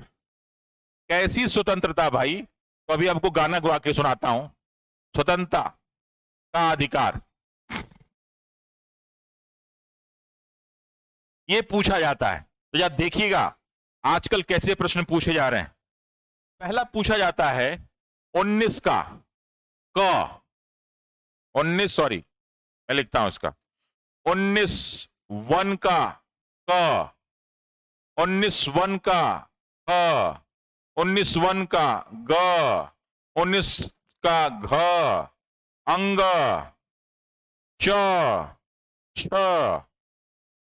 कितना हो गया? 1 2 3 4 5 6 7। यानी पहले कितने प्रकार की स्वतंत्रता थी? अगर आपसे पूछा जाए कि बेटा पहले कितने प्रकार की स्वतंत्रता थी तो आप तुरंत जवाब देंगे जो है कितने प्रकार की हो गई? ये 7। लेकिन एक हटा दिया गया। कौन सा? च वाला हटा दिया गया। तो कितने प्रकार की स्वतंत्रता है? 1 यानी A, 2 3 4 5 6 7। A B C D E F G। कौन सा हट गया? चाचा जी हट गए, क्योंकि फालतू में था। ये F माने फालतू में था तो हटा दिया गया। तो ये है क्या और कैसे याद रखेंगे मैं आपको ट्रिक बताता हूं। ट्रिक, तरीका बहुत ही आसान है। लड़के लड़कियों को प्यार से समझिए, प्यार से समझेंगे तो आपको हमेशा याद हो जाएगा। तो इसमें देखिए फ्रीडम ऑफ 19 में क्या दिया गया है, तो इसमें दिया गया है क्या भाई, फ्रीडम ऑफ स्पीच, अभिव्यक्ति की आजादी। मैं ऐसे लिखता हूं इसको ताकि आपको याद हो जाए, याद करने के उद्देश्य लिखवा रहा हूं आपको, और कोई मेरा उद्देश्य नहीं है। देखिए कैसे इसको याद रखेंगे, यह अभिव्यक्ति, अभिव्यक्ति, किसी के साथ हम घूमे फिरें खाएं रहें कोई दिक्कत नहीं है, बोलने की आजादी, स्पीच, ये सब दिया गया है 19 में। तो ये क्या चीज है जरा देखा जाए भाई। पहले क्या होगा, अब इसको हम थोड़ा सा याद करते हैं एग्जाम्पल से। प्यार हम लोग करते हैं, प्यार को शामिल करते हैं जीवन में, प्यार से बड़ी कोई चीज नहीं। दो लड़के लड़कियों, एक लड़का और एक लड़की में प्यार हो गया, तो प्यार होगा तो पहले कैसे होगा, अभिव्यक्ति होना चाहिए ना, कि नहीं। हम आपसे बोलें I love you, do you love me, I like you, do you like me, ये सब बोला जाता है ना भाई। तो सबसे पहले हम क्या करेंगे, तो हम बोलेंगे, क्या करेंगे, बोलेंगे। तो बिल्कुल 19 में उसी हिसाब से रखा गया है, प्यार को ही रखा गया है। तो 19 में ए में क्या दिया गया है, बोलने की स्वतंत्रता, बोलने या अभिव्यक्ति की स्वतंत्रता, कि किसी भी तरह से आप अभिव्यक्त कीजिए। तो ए में क्या दिया है, बोलने और अभिव्यक्ति की स्वतंत्रता का, अच्छी बात है भाई। तो बोलेंगे कैसे, जब मिलेंगे तभी तो बोलेंगे, तो जब बोलना शुरू किए तो फिर मिलना भी शुरू हो गया। तो मिलने का मतलब क्या होता है भाई, कि क्या हम लोग मिलेंगे, तो शांतिपूर्वक सम्मेलन, मिलना माने क्या हो गया, शांतिपूर्वक सम्मेलन, लड़ाई झगड़ा नहीं, लाठी डंडा लेके नहीं, ये नहीं कि लाठी डंडा लेके चले गए। तो शांतिपूर्वक सम्मेलन का उल्लेख 19 के 1 ख में। तो मिलना कहां हो गया, 19 के 1 ख में या बी में। अच्छा, मिलेंगे तो क्या हो जाएगा, दोस्ती हो जाएगी, क्या हो जाएगी, दोस्ती। तो दोस्ती का मतलब क्या होगा, अब हम लोग का ग्रुप बन गया, ग्रुप माने संघ, संघ या ग्रुप बनाने की स्वतंत्रता, ये बनाना शुरू हो जाएगा। पहले में हम बोले आई लव यू, फिर मिलना शुरू हो गया, फिर हम लोग में अब दोस्ती गहरी होती जा रही है। तो दोस्ती गहरी होगी तो हम लोग क्या करेंगे, अब हम लोग घूमना फिरना शुरू करेंगे। तो शुरू हो जाएगा घूमना फिरना, माने कि भारत के कहीं भी आप आ सकते हैं, जा सकते हैं, भारत में कहीं भी जो प्रतिबंधित नहीं है, कहीं भी आने जाने की छूट, आने जाने की स्वतंत्रता। ओके, तो ये दिया गया है। यानी पहले बोले आई लव यू, मिलना शुरू हो गया, शांतिपूर्वक सम्मेलन हो रहा है, दोस्ती संघ ग्रुप बना लिए, फिर घूमना फिरना शुरू कर दिए। क्या कर दिए, घूमना फिरना शुरू किया, भारत में कहीं भी आने जाने की स्वतंत्रता हो गई। कहा अब कहा कैसा करते हैं, कहीं यार इतना घूमना जाना बहुत हो गया, कहीं भी बस जाते हैं, कहीं रह जाते हैं, बस जाते हैं। तो बस जाने का मतलब क्या होता है, कहीं भी घर बना लिया। यानी भारत में कोई भी जो प्रतिबंधित क्षेत्र नहीं, आप वहां पे घर बना के रह सकते हैं। तो कहीं भी रहने की स्वतंत्रता, रहने की, बस जाने की स्वतंत्रता। भाई अब बहुत हो गया घूमना फिरना। कहा ठीक है, तो भाई रहने के लिए घर चाहिए ना, रहने के लिए घर चाहिए, संपत्ति चाहिए। तो ये घर, संपत्ति, ये सब जो है ये अर्जित करना पड़ेगा। तो जब अर्जित करने की बात हुई तो लोगों ने अर्जित किया, लेकिन बाद में 44वें संविधान संशोधन द्वारा इसको हटा दिया गया। 44वें संविधान संशोधन द्वारा इसको क्या किया गया, हटा दिया गया। तो एग्जाम में पूछा जाएगा कि 19 का कौन सा हटाया गया, तो 19 का च या एफ हटाया गया। और किस संविधान संशोधन द्वारा, 44वें संविधान संशोधन द्वारा। तो भाई अब घर संपत्ति आप नहीं ले सकते, तो कैसे जीवन यापन चलेगा। तो कहा यार कुछ कारोबार व्यापार कर लेते हैं। तो जी में जो है भाई प्यार से तो काम चलेगा नहीं, तो कुछ कारोबार व्यापार ये करना शुरू करते हैं। यानी जीवन यापन के लिए अच्छा काम करना शुरू कीजिए। अब ये नहीं कि बंदूक गोली बनाने लगेगा। तो अब 7 प्रकार की स्वतंत्रता का उल्लेख अनुच्छेद 19 के 1 में था, लेकिन एक हट गया। कौन सा हट गया, 19 के 1 का च या एफ हट गया। किससे रिलेटेड था, घर संपत्ति से अर्जित करने से रिलेटेड था। किस संविधान संशोधन द्वारा हटा, 44वें संविधान संशोधन द्वारा हटा। कब हटा, 1978 में, 1978 में हटा। याद रहेगा। अब इसको याद करने का तरीका आजकल एग्जाम में ऐसे ही पूछा जा रहा है। पहले में क्या है, बोलने, अभिव्यक्ति क्या आती है, I like you, you love me, I love you, ये सब बातें बोलेंगे। फिर मिलना शुरू हो जाएगा, शांतिपूर्वक सम्मेलन, लाठी डंडा लेके नहीं जाएंगे आप, शांतिपूर्वक जाएंगे। नहीं किसान रैली कर रहे हैं तो बंदूक लेके चले गए, तो शांतिपूर्वक सम्मेलन, मिलना। संघ या ग्रुप बनाने की स्वतंत्रता, दोस्ती हो गई अनुच्छेद 19(1) के सी में। फिर घूमना फिरना शुरू करिए, भारत में कहीं भी घूम फिर सकते हैं। डी में कहीं भी बस जाएंगे, घूमने फिरने से काम नहीं चले, कहीं बस जाओ, तो रहने की और बस जाने की स्वतंत्रता। फिर घर संपत्ति चाहिए तो हटा दिया गया। और लास्ट में अब तो जीवन शादी ब्याह हो गया तो कुछ खर्चा चाहिए, नौकरी चाहिए ना, तो वही कारोबार व्यापार और जीवन यापन की स्वतंत्रता। तो 19 का 1A, 19 का 1B, 1C, 1D, 1E। F जो फालतू था, F जो फालतू था वो चला गया, यानी 19(1) का F या च चला गया, हट गया, और फिर छतरी लेके 6 आ गया। ठीक है, तो ये याद रहेगा 19 सभी को। अगर आप सभी को याद हो गया हो तो एक बार हाँ लिख के भेजिएगा कि हाँ सर समझ में आ गया। हाँ सर बता दीजिए। हाँ देखिए, एसएससी एग्जाम में सिलेबस में ही इस आर्टिकल के बारे में लिख, सभी को समझ में आ गया? अगर हाँ गया तो समझ में बताइए कि हाँ सर समझ में आ गया, तो हम आगे बढ़ जाएं। जल्दी से बताइए कि सर हाँ सर समझ में आ रहा है। Okay, very good. अच्छा, स्क्रीन टाइम, अब मैं आपको लास्ट में स्क्रीन शॉट लेने का टाइम दे दूंगा बेटा, स्क्रीन शॉट ले लेना, ठीक है। वैसे तो बेहतर होता कि तुम लोग एक बार जो है देख के लिख लेते तो अच्छा रहता। मैं आपको स्क्रीन शॉट का टाइम दे दूंगा, डोंट वरी अबाउट इट, ठीक है ना, दे दूंगा। हाँ, आपके लिए तो मुझे बहुत कुछ करना है। चलिए, तो ये 19 समझ में आ गया, तो हम चलते हैं 20 की तरफ। आप ही के लिए आते हैं 20 की तरफ। बहुत ही आसान है 20। देखते हैं कि भाई 20 क्या है, आपको दिखाते हैं 20 क्या है। ठीक, सब आपके लिए बढ़िया से मैं तैयार किया रहता हूं कि आपको अच्छे ढंग से बता सकूं 20 क्या है। तो अब 20 क्या है भाई, तो एक चीज याद रखिएगा, अनुच्छेद 20 और 21 के बारे में बता रहा हूं, थोड़ा सा स्पेशल है ये। अनुच्छेद 20 और 21, अनुच्छेद 20 और 21 ये स्पेशल अनुच्छेद है।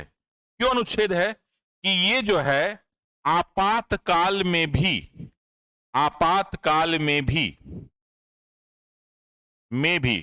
नहीं हटाए जा सकते, नहीं हटाए जा सकते। ये आपातकाल में भी हटाया नहीं जा सकता।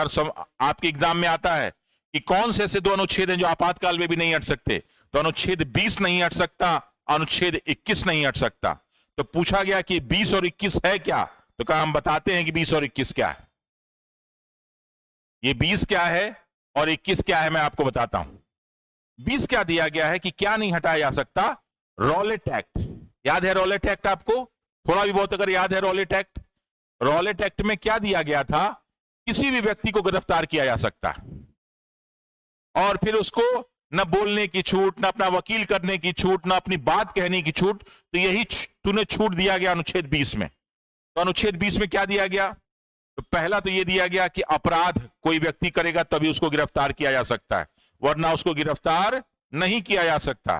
का अच्छा, तो अपराध होता क्या है, तो अपराध की परिभाषा भी अनुच्छेद 20 में दी गई है। ऐसा कोई भी चीज जो संविधान या नियम कानून के अगेंस्ट हो, उसके अनुकूल नहीं हो, वही अपराध है। ठीक है, तो ये किस में दिया है, तो अपराधों के लिए दोष सिद्धि के संबंध में। तो क्या क्या होगा भाई, अगर आपको गिरफ्तार किया गया, वाह वेरी गुड, समझ में आ रहा है आपको, अगर आपको गिरफ्तार किया गया तो क्या होगा, तो इसमें क्या क्या दिया है अनुच्छेद 20 में, तो 20 के 1 में दिया गया है, ठीक है ना, अपराध की परिभाषा, इसे कहते हैं अपराध। बिना अपराध के तो आपको गिरफ्तार होगा नहीं, तो अपराध की परिभाषा अनुच्छेद 20 के 1 में। दूसरे पार्ट में क्या दिया गया भाई, तो दूसरे में दिया गया है एक अपराध 2 सजा नहीं, एक अपराध पर आपको 2 सजा नहीं, 2 बार सजा नहीं, 2 बार सजा नहीं, एक अपराध की एक ही सजा। अब आप कहेंगे सर हम एक मर्डर करें चाहे 5 मर्डर करें, एक मर्डर की एक सजा, दूसरे मर्डर दूसरा अपराध हो गया, सेम तरह की बात नहीं हो रही, अपराध अलग अलग हो गए। तो ऐसा नहीं है, अगर एक अपराध की 10 साल की सजा, 2 अपराध 20 साल, 3 अपराध 30 साल, 4 अपराध 40 साल, तो ये अलग अलग प्रकार के अपराध हो गए। तो एक अपराध की 2 बार सजा नहीं, ठीक है। और तीसरा क्या है भाई, तो तीसरा क्या गया है कि आपको जबरन अपने खिलाफ गवाही नहीं, पुलिस वाले पीटते हैं ना कि बोल हमने चोरी किया है, कहा सर चोरी नहीं किया है, तो स्वयं के विरुद्ध गवाही नहीं। स्वयं के विरुद्ध गवाही नहीं, ये सब नहीं हो सकता भाई। स्वयं के विरुद्ध गवाही नहीं, 20 के 3 में कहा गया है कि स्वयं के विरुद्ध गवाही नहीं दी जाएगी, तो यही 3 दिया गया अनुच्छेद 20 में। तो ये क्या हो गया? तो ये सिंपल सा क्या हो गया भाई कि अगर कोई व्यक्ति अपराध करता है तो दोष सिद्धि के संबंध में, तो इसीलिए इसको कहा गया है क्या? इसको कहा गया है कि अपराधों के दोष सिद्धि, कि आपको गलत या सही साबित किया जाए तो ये 3 छूट मिलनी चाहिए। दोष सिद्धि के संबंध में छूट अधिकार, तो यही दिया गया अनुच्छेद 20। ये किसी भी हालत में हट नहीं सकता, चाहे आपातकाल लागू हो जाए या कुछ भी लागू हो जाए। ये नहीं है कि किसी व्यक्ति को तुरंत गिरफ्तार कर लो, ये नहीं कि आपातकाल लगा तो एक गलती का 2 बार सजा दे दो, ये नहीं कि स्वयं के विरुद्ध कहो कि नहीं, कहो कि हम चोरी किए हैं, नहीं भाई हम चोरी नहीं किए, तो कहने से हो जाएगा। तो ये तीनों के तीनों कहा दिए गए अनुच्छेद 20 में।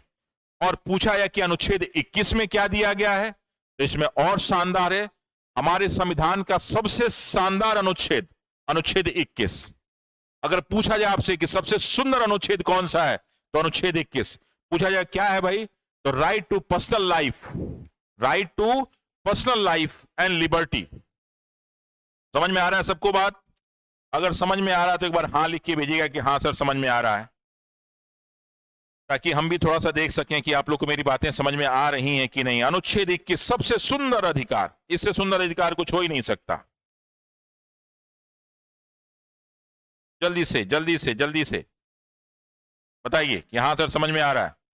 सर थोड़ा बड़ा लिखिए। अच्छा बड़ा लिखना पड़ेगा मुझे, छोटा छोटा नहीं समझ चलिए चलिए चलिए जल्दी से बताइएगा सभी लोग। ओके ओके ओके, तो देखिए ये सबसे इंपॉर्टेंट है कि क्या भाई, प्राण एवं दैहिक स्वतंत्रता, ये बहुत जरूरी है। सबसे सुंदर अनुच्छेद यही है, राइट टू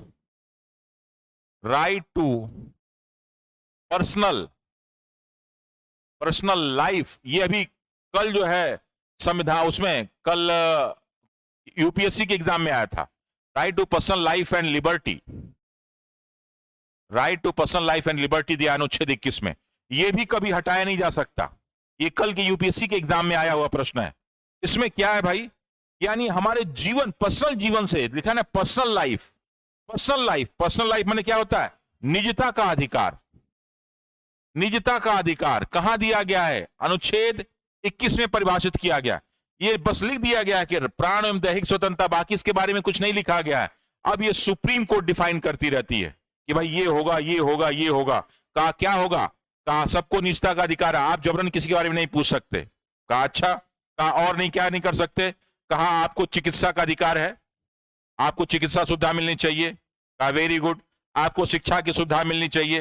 कहा वेरी गुड। आपको शुद्ध पेयजल मिलना चाहिए, शुद्ध पेयजल मिलना चाहिए। आपको शुद्ध वायु मिलनी चाहिए। कहा अच्छा, इतनी सब चीजें मिलनी चाहिए। कहा हाँ। कहा और क्या मिलना चाहिए, तो आपको जो है खाना मिलना चाहिए, भरपेट खाना मिलने को मिले। कहा अच्छा, और क्या, आपको रहने के लिए घर चाहिए। वेरी गुड, सब तो मिल ही रहा है। तो कहा आश्रय का, सब कुछ। कहा और क्या होना चाहिए, कहा बच्चा पैदा करें कि नहीं यह भी छूट मिलनी चाहिए, बच्चा पैदा करने न करने का भी छूट मिलना चाहिए। कहा अच्छा। कहा फोन टैपिंग हमारा नहीं होना चाहिए, हो रहा ना फोन टैपिंग। कहा ये फोन टैपिंग नहीं होना चाहिए, हमारे इंफॉर्मेशन जान जाएंगे आप। कहा और, कहा मरने का अधिकार भी शामिल करो, हम जब चाहें जिएंगे जब चाहे मरेंगे, तो मरने का अधिकार भी इसमें शामिल करने की बात कही गई, लेकिन इसको शामिल नहीं किया गया। तो पूछा जाए कि भारत सरकार द्वारा जो फ्री में वैक्सीनेशन दिया जा रहा है किस अनुच्छेद के तहत, अनुच्छेद 21। अनुच्छेद 21 क्या है, चिकित्सा का, निःशुल्क चिकित्सा का अधिकार। पूछा जाए कि लॉकडाउन में जो लोगों को खाने को मिला कौन सा, अनुच्छेद 21। क्या भाई, तो ये खाने का अधिकार, जो अनाज मिल रहा था, हर जगह पेयजल की व्यवस्था हो रही है, शुद्ध पेयजल, निजता का अधिकार, अनुच्छेद 21। सब जो है सीएनजी पे लाया जा रहा है, सारा का सारा पेट्रोल डीजल बंद किया जा रहा है, अनुच्छेद 21। घर, जो इंदिरा आवास योजना में घर मिल रहे हैं, अनुच्छेद 21। जो लैट्रिन बाथरूम मिल रहा है शुद्धता के लिए, अनुच्छेद 21। बच्चा पैदा करे ना करे, 1 2 3 4, अनुच्छेद 21, फोन टैपिंग नहीं होना चाहिए, अनुच्छेद 21, जितनी भी चीजें आपको जीवन में समझ में आए सब अनुच्छेद 21। तो सबसे इंपॉर्टेंट आर्टिकल क्या हो गया? अनुच्छेद 21। समझ में आ गई बात? तो अनुच्छेद 21 ये है। तो 20 और 21 दो अनुच्छेद हैं जो कभी भी समाप्त नहीं किए जा सकते, कभी भी समाप्त नहीं किए जा सकते, कभी भी मतलब कभी भी उनपे रोक नहीं लगाया जा सकता, समाप्त तो किए जा सकते हैं।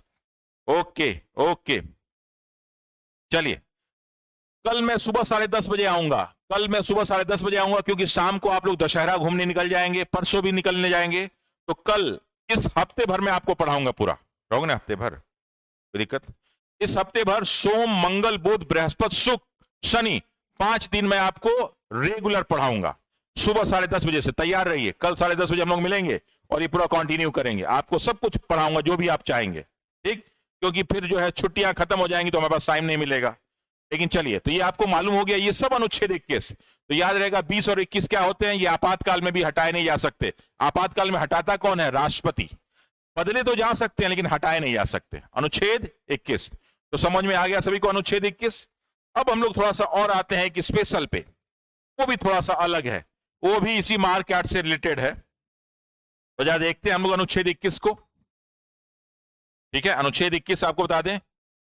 चलिए तैयार हो जाइए अनुच्छेद 21 के लिए भाई।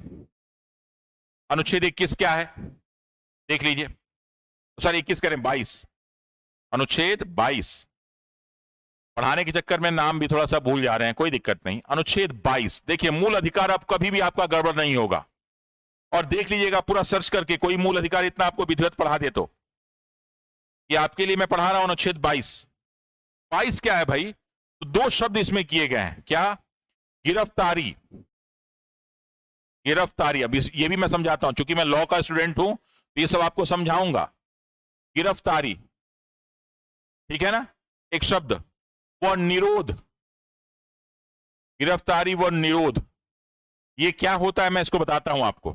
गिरफ्तारी व निरोध। हो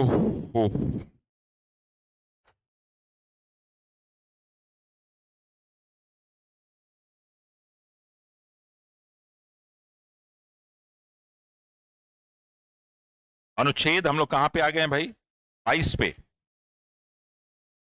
हाँ, तो गिरफ्तारी और निरोध पर जो है हमारा दिया प्रोटेक्शन दिया गया। क्या? संरक्षण। संरक्षण दिया गया, दो शब्द दिया गया। गिरफ्तारी माने होता है अरेस्ट करना, अब देखो शुद्ध हिंदी में, और निरोध माने होता है डिटेंशन। डिटेंशन क्या होता है? जब कोई व्यक्ति, जब कहीं पे अपराध हो जाए, जब अपराध हो जाए, अपराध हो जाए और तब किसी व्यक्ति को पकड़ा जाए तो कहते हैं गिरफ्तारी की गई। यानी घटना घट गई और तब पकड़ा गया तो गिरफ्तारी। और घटना से पहले, घटना या अपराध से पहले ही किसी को पकड़ लिया जाए, अपराध से पहले ही किसी को पकड़ लिया जाए तो कहते हैं निरोध, डिटेंशन। घटना घट गई, अपराध हो गया और तब पकड़, यानी चोरी हो गई तब हम किसी को पकड़ के लाए तो कहा जाए कि उनको गिरफ्तार किया गया। लेकिन पता जाए कि चोरी होने वाली है, ये करने वाले हैं, पहले ही पकड़ के लेते आए तो क्या कहेंगे? डिटेंशन। तो क्या यानी किसी को भी गिरफ्तार किया जा सकता है? कहा नहीं भाई, बिल्कुल किया जा सकता है, लेकिन जब भी पुलिस गिरफ्तार करने आएगी तो इसमें कारण है क्या, पहले बताना पड़ेगा। कारण, कारण माने क्यों गिरफ्तार किया, क्यों पकड़ा भाई हमको? कहा ठीक है। कहा और क्या करना पड़ेगा?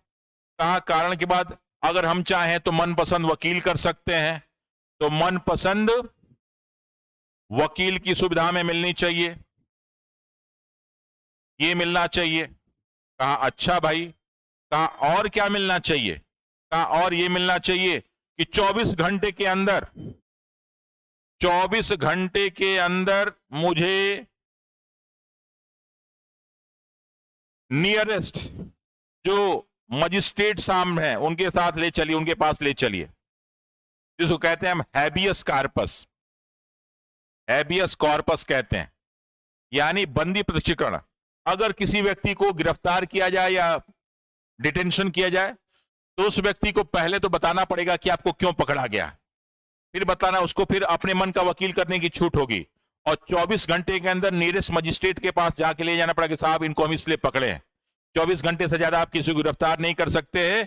अगर 24 घंटे से ज्यादा गिरफ्तार करते हैं तो आपको परमिशन लेनी पड़ेगी, किससे? मजिस्ट्रेट से। तो यही किसी व्यक्ति को गिरफ्तार किया जाए या पकड़ा जाए अपराध से पहले या अपराध के बाद, तो उससे उनको संरक्षण मिलता है। किस अनुच्छेद में? अनुच्छेद 22 में। किसमें मिलता है?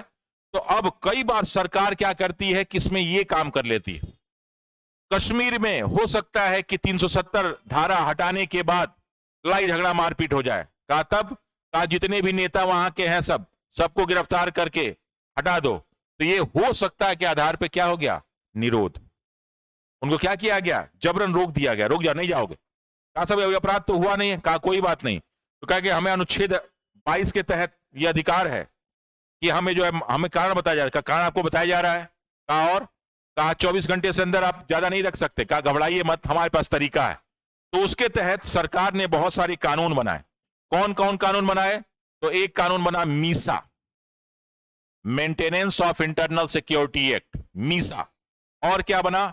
एनएसए, नेशनल सिक्योरिटी एक्ट, राष्ट्रीय सुरक्षा अधिनियम। और क्या सरकार ने बनाया? TADA, terrorist and disruptive activities act, जो आतंकवादी घटनाएं। और क्या बनाया? POTA, prevention of terrorist activities act. और क्या बनाया? तो ULPA, ULPA, unlawful activities prevention act, ये सब बनाया।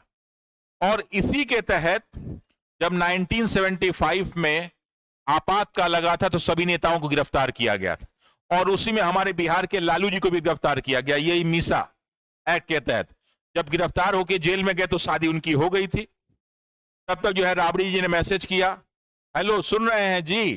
कहा क्या हुआ? कहा घर में एक लक्ष्मी आई है। कहा अच्छा हम बाप बन गए क्या? कहा हाँ बाप बन गए, बताइए इसका नाम क्या रखा जाए? तो कहा किसका नाम रहेगा? मीसा। क्या रहेगा? मीसा। तभी लालू जी की बड़ी बेटी का नाम क्या है? मीसा भारती। तो क्यों रखा गया? समझ में आ गया, क्योंकि सबको गिरफ्तार किया गया था। तो ये मीसा, एनएसए, ये टाडा, संजय दत्त गिरफ्तार थे, पोटा, उल्पा, ये सब वो कानून है जिसके तहत किसी को पहले ही या बाद में गिरफ्तार किया जा सकता है। और अगर कोई व्यक्ति इसके तहत गिरफ्तार है, कोई व्यक्ति इस कानून के तहत गिरफ्तार है, तो उसको ये सारी फैसिलिटीज नहीं मिलती है। अगर कोई इसके तहत गिरफ्तार है तो उसको ये सारी फैसिलिटीज नहीं मिलेगी। ये सारा का सारा मूल अधिकार उसका सीज हो जाएगा। अंडरस्टैंड? इसीलिए इन लोग को इसके तहत गिरफ्तार किया जाता है या किया गया था। समझ में आ गई बात? कि अगर इसके तहत किसी को गिरफ्तार किया जाएगा तो उसको अनुच्छेद 22 का लाभ नहीं मिलेगा। वेरी गुड, ओके सर, चलिए, okay okay, very good very good. ये समझ में आ गया सभी को? कोई दिक्कत भाई? अभी महासंग्राम टेस्ट एक हफ्ते के लिए स्थगित है, इसीलिए आपके मैं क्लास ले रहा हूं। सुबह 10:30 बजे कल मिलूंगा, कल सुबह 10:30 बजे मिलेंगे हम लोग से। तो हो गया अनुच्छेद 22। तो चलिए, मैंने आपको अनुच्छेद 22 तक बता दिया। अब चले आते हैं कि और क्या मूल अधिकार में दिया गया। अभी एक बार आपको रिवीजन भी करा दूंगा मैं, घबराइएगा मत। अभी मैं आपको एक रिवीजन भी कराऊंगा इसमें, तो आपको याद रहेगा सब कुछ।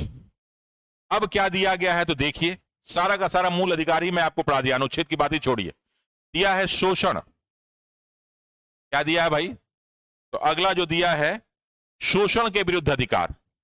देखिए, इस तरह कोई पढ़ाता नहीं है, और मैं आपको 2 दिन में पूरी पॉलिटी पढ़ा दूंगा संविधान, आज और कल में। शोषण का नहीं तो एक दिन और ले लूंगा, 3 दिन में पूरा खत्म पॉलिटी। जाके दरोगा का एग्जाम दीजिए, सारे के सारे क्वेश्चन आ जाएंगे। यूपी पीसीएस का एग्जाम दीजिए, सारे के सारे क्वेश्चन आ जाएंगे, कहीं बाहर नहीं आएगा। शोषण के विरुद्ध अधिकार, तो ये कहां दिया गया है शोषण के विरुद्ध अधिकार? तो ये 2 जगह दिया गया है। कहां कहां भाई? अनुच्छेद 23 में और अनुच्छेद 24 में। अनुच्छेद 23 में शोषण है और अनुच्छेद 24 में है। तो भाई क्या है अनुच्छेद 23 में और 24 में? तो 23 में दिया गया है कि शोषण किसका हो सकता है? तो शोषण हो सकता है मानव का दुर्व्यापार किया जाए, माने खरीद फरोख्त किया जाए। का अच्छा, और क्या किया गया? का जबरन उनसे काम कराया जाए, जबरन काम कराया जाए। तो मानव के साथ दुर्व्यापार हो या उनसे जबरन काम कराया जाए, इस पे रोक लगनी चाहिए, इस पे क्या होना चाहिए, रोक लगनी चाहिए। तो कहा ये किसके साथ हो सकता है, तो ये हो सकता है महिलाओं के साथ, क्योंकि महिलाओं की खरीद फरोख्त होती है प्रोस्टिट्यूशन के लिए, वेश्यावृत्ति के लिए, और बच्चों का भीख मंगवाने के लिए। तो इसमें यही दिया गया है कि महिलाओं, बच्चों या अन्य किसी का अगर जबरन व्यापार होता है या फिर उनसे जबरन काम कराया जाता है बेकार, तो उससे सबको सुरक्षा मिलेगी, संरक्षण मिलेगा।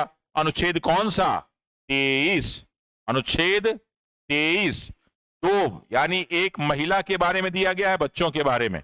तो पूछा जाता है कि शोषण के विरुद्ध संरक्षण किसको किसको प्राप्त है, तो दो लोगों को प्राप्त है, महिलाओं को, बच्चों को, महिलाओं को और बच्चों को। और 24 में क्या है, तो हो सकता है कि बच्चों के लिए स्पेशल बना दिया गया कि बच्चों को किसी भी, तो बच्चा कौन है भाई, तो 14 वर्ष से कम, 14 वर्ष से कम को जितने भी खतरनाक उद्योग है, खतरनाक उद्योग में काम नहीं, खतरनाक उद्योग में काम नहीं होना चाहिए, उनका शोषण नहीं हो सकता। तो 14 साल से कम बच्चों को खतरनाक उद्योग में काम नहीं, और महिलाओं और बच्चों को अनुच्छेद 23 के अंदर कोई दुर्व्यापार नहीं हो सकता, और उनको जबरन उनसे काम नहीं कराया जा सकता। तो ये हो गया अनुच्छेद 23 शोषण के विरुद्ध अधिकार, अनुच्छेद 24 वो भी शोषण के विरुद्ध अधिकार।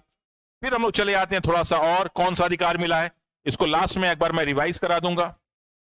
तो और मिला है क्या भाई, तो और जो नेक्स्ट है वो आपका है धर्म की स्वतंत्रता। धर्म की स्वतंत्रता, ये भाई धर्म की स्वतंत्रता कहां कहां दिया गया है, तो 23 तक तो हम लोग आ ही गए हैं। नेक्स्ट देखते हैं, नेक्स्ट कौन सा है, तो नेक्स्ट है इसमें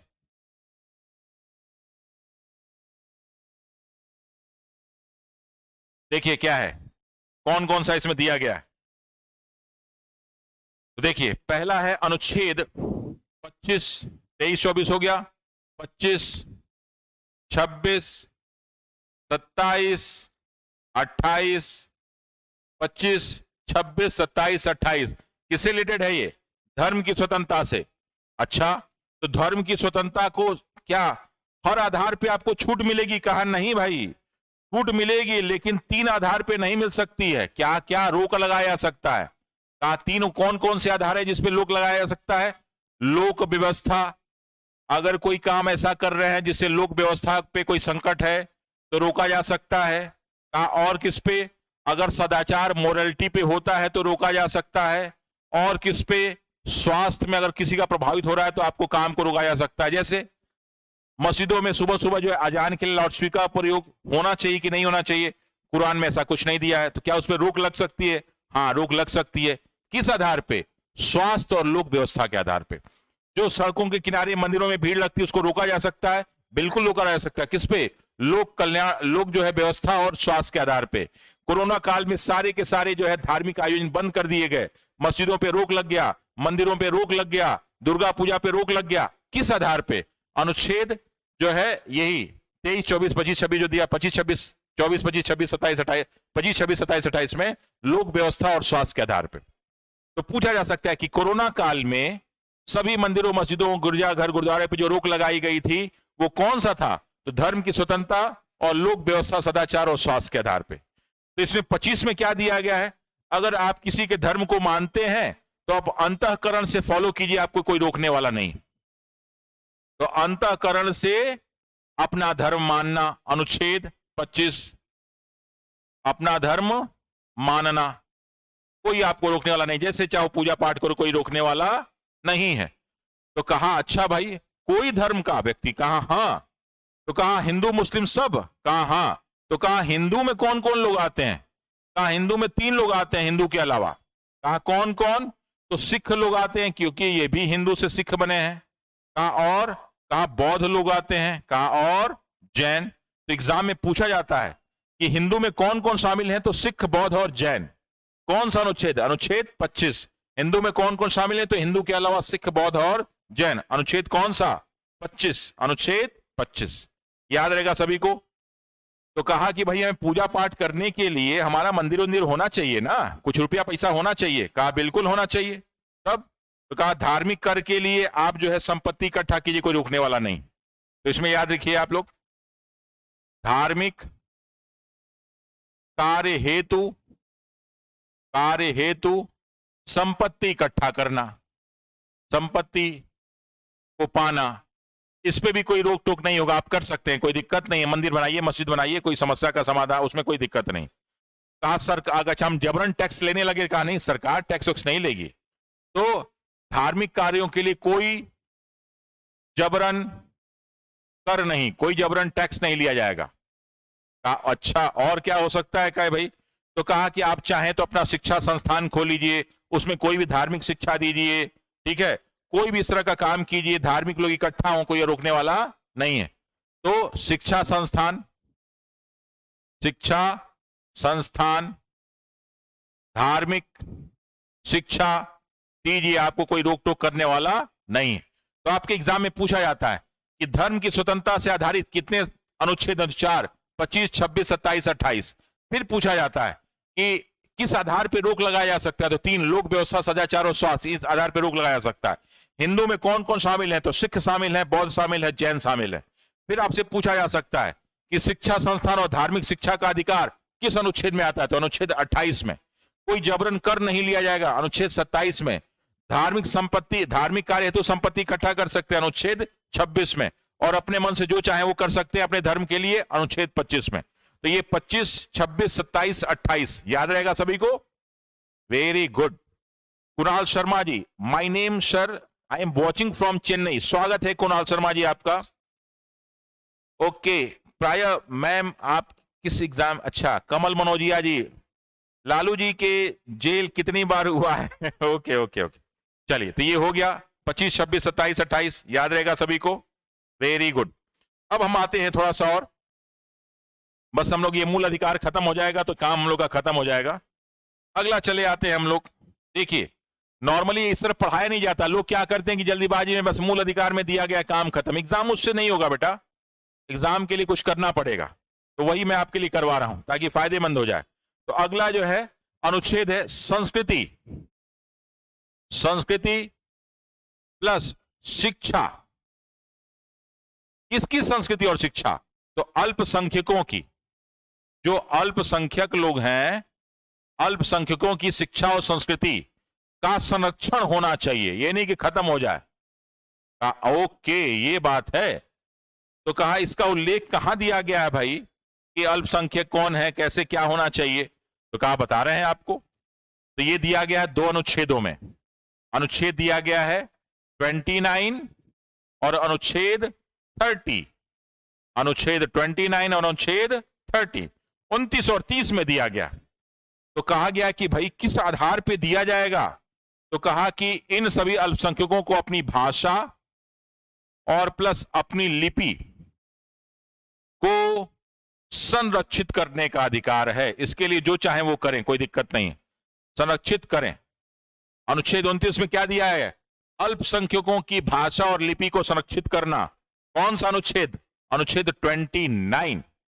अल्पसंख्यकों का भाषा, ये भी 2 दिख रहा है ना, भाषा लिपि, इसको संरक्षित करना, अनुच्छेद 29। अनुच्छेद 29 का अच्छा भाई और क्या होना चाहिए?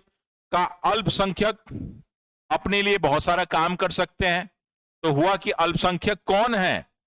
तो अल्पसंख्यक दिया गया 2 आधार पे, एक दिया गया है भाषा के आधार पे, एक दिया गया है धर्म के आधार पे। तो आपके एग्जाम में यही प्रश्न आता है कि भारत में अल्पसंख्यकों को किस आधार पे परिभाषित किया गया है? तो 2 आधार पे, भाषा और धर्म। भाषा और धर्म रूप में जो अल्पसंख्यक है, कहीं जाति नहीं आएगा, कहीं जनसंख्या नहीं आएगा। किस आधार पे? भाषा और धर्म।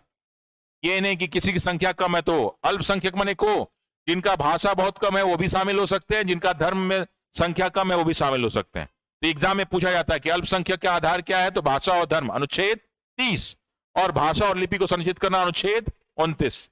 याद रहेगा। अब हम लोग आते हैं बहुत ही इंपॉर्टेंट अनुच्छेद 31 पे, 31। ये क्या किया गया? 44वें संविधान संशोधन द्वारा क्या कर दिया गया? हटा दिया गया। कब? 1978 में। क्या था भाई ये? तो ये था संपत्ति का अधिकार, संपत्ति का अधिकार। तो दो जगह हटाया गया, कौन कौन सा? 31 और एक और आपको बताया था 19, 1 का च, यानी एफ जो फालतू का था, ये दोनों इसी से हटाए गए थे।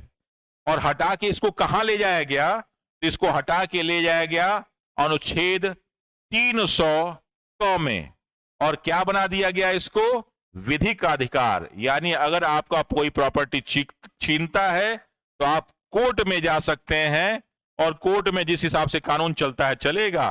फंडामेंटल राइट्स अब आपका ये नहीं रह गया। तो 31वां 44वें संविधान संशोधन द्वारा हटा दिया गया। कौन सा था? संपत्ति का अधिकार। और कहां दिया था संपत्ति का अधिकार? 19(1) के च या एफ में। और इसको कब हटाया गया? 1978 में। और 300 का विधिक अधिकार इसको बना दिया गया, विधिक अधिकार बना दिया गया। तो ये अनुच्छेद 31 है। अब हम चले आते हैं अनुच्छेद 32 में। 32 क्या है भाई अनुच्छेद? तो ये है संवैधानिक उपचार, संवैधानिक उपचार। लास्ट आज का टॉपिक है ये। इसके बाद ये चैप्टर खत्म हो जाएगा और हम लोग कल सुबह 10:30 बजे मिलेंगे, तो इसको शुरू करें। संवैधानिक उपचार, ठीक है, का संरक्षण, क्या चाहे अधिकार, संरक्षण नहीं, इसको लिख दो अधिकार का अधिकार। क्या है भाई? और एक बार रिवाइज भी करा दूंगा आपको। तो ये क्या है? तो अगर किसी का मूल अधिकार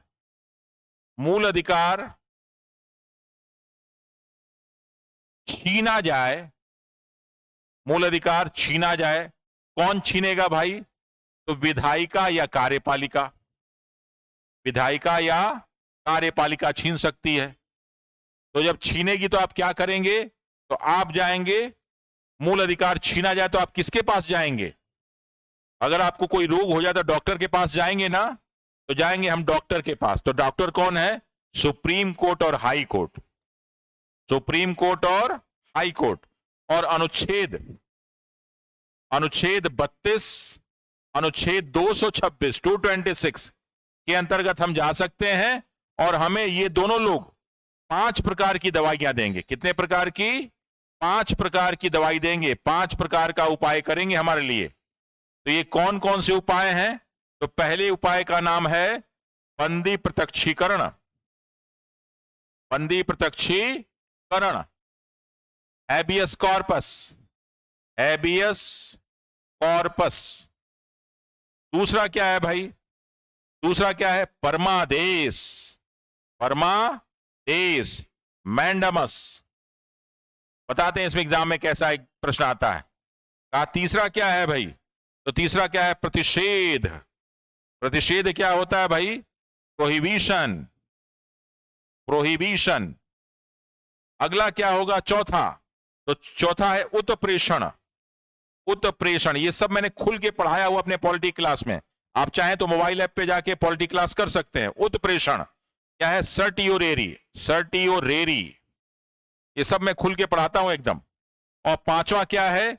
को वारंटो, अधिकार परीक्षा, अधिकार परीक्षा। ये क्या होता है भाई? को वारंटो। अब बस जल्दी से इसको मैं समझा देता हूं ताकि ये खत्म हो जाए। अधिकार परीक्षा क्या दिया गया है, जान जाइए। ये एग्जाम में क्या प्रश्न पूछा जाता है ये बता रहे हैं। तो ये 32 तक आर्टिकल हो जाएंगे खत्म। देखिए अनुच्छेद 32 में दिया गया संवैधानिक उपचारों का अधिकार। अगर भारत के किसी व्यक्ति का मूल अधिकार छीना जाता है, कौन छीन सकता है? विधायिका या कार्यपालिका। तो किसके पास जाएगा?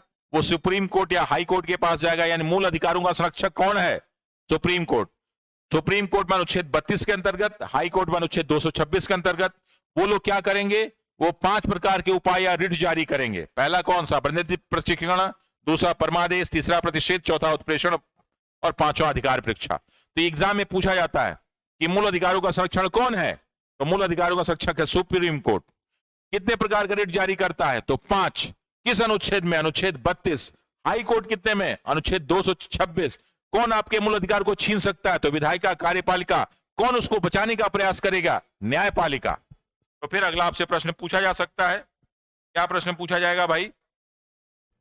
प्रश्न आपसे पूछा जाएगा कि कितने मूल अधिकार ऐसे हैं कितने मूल अधिकार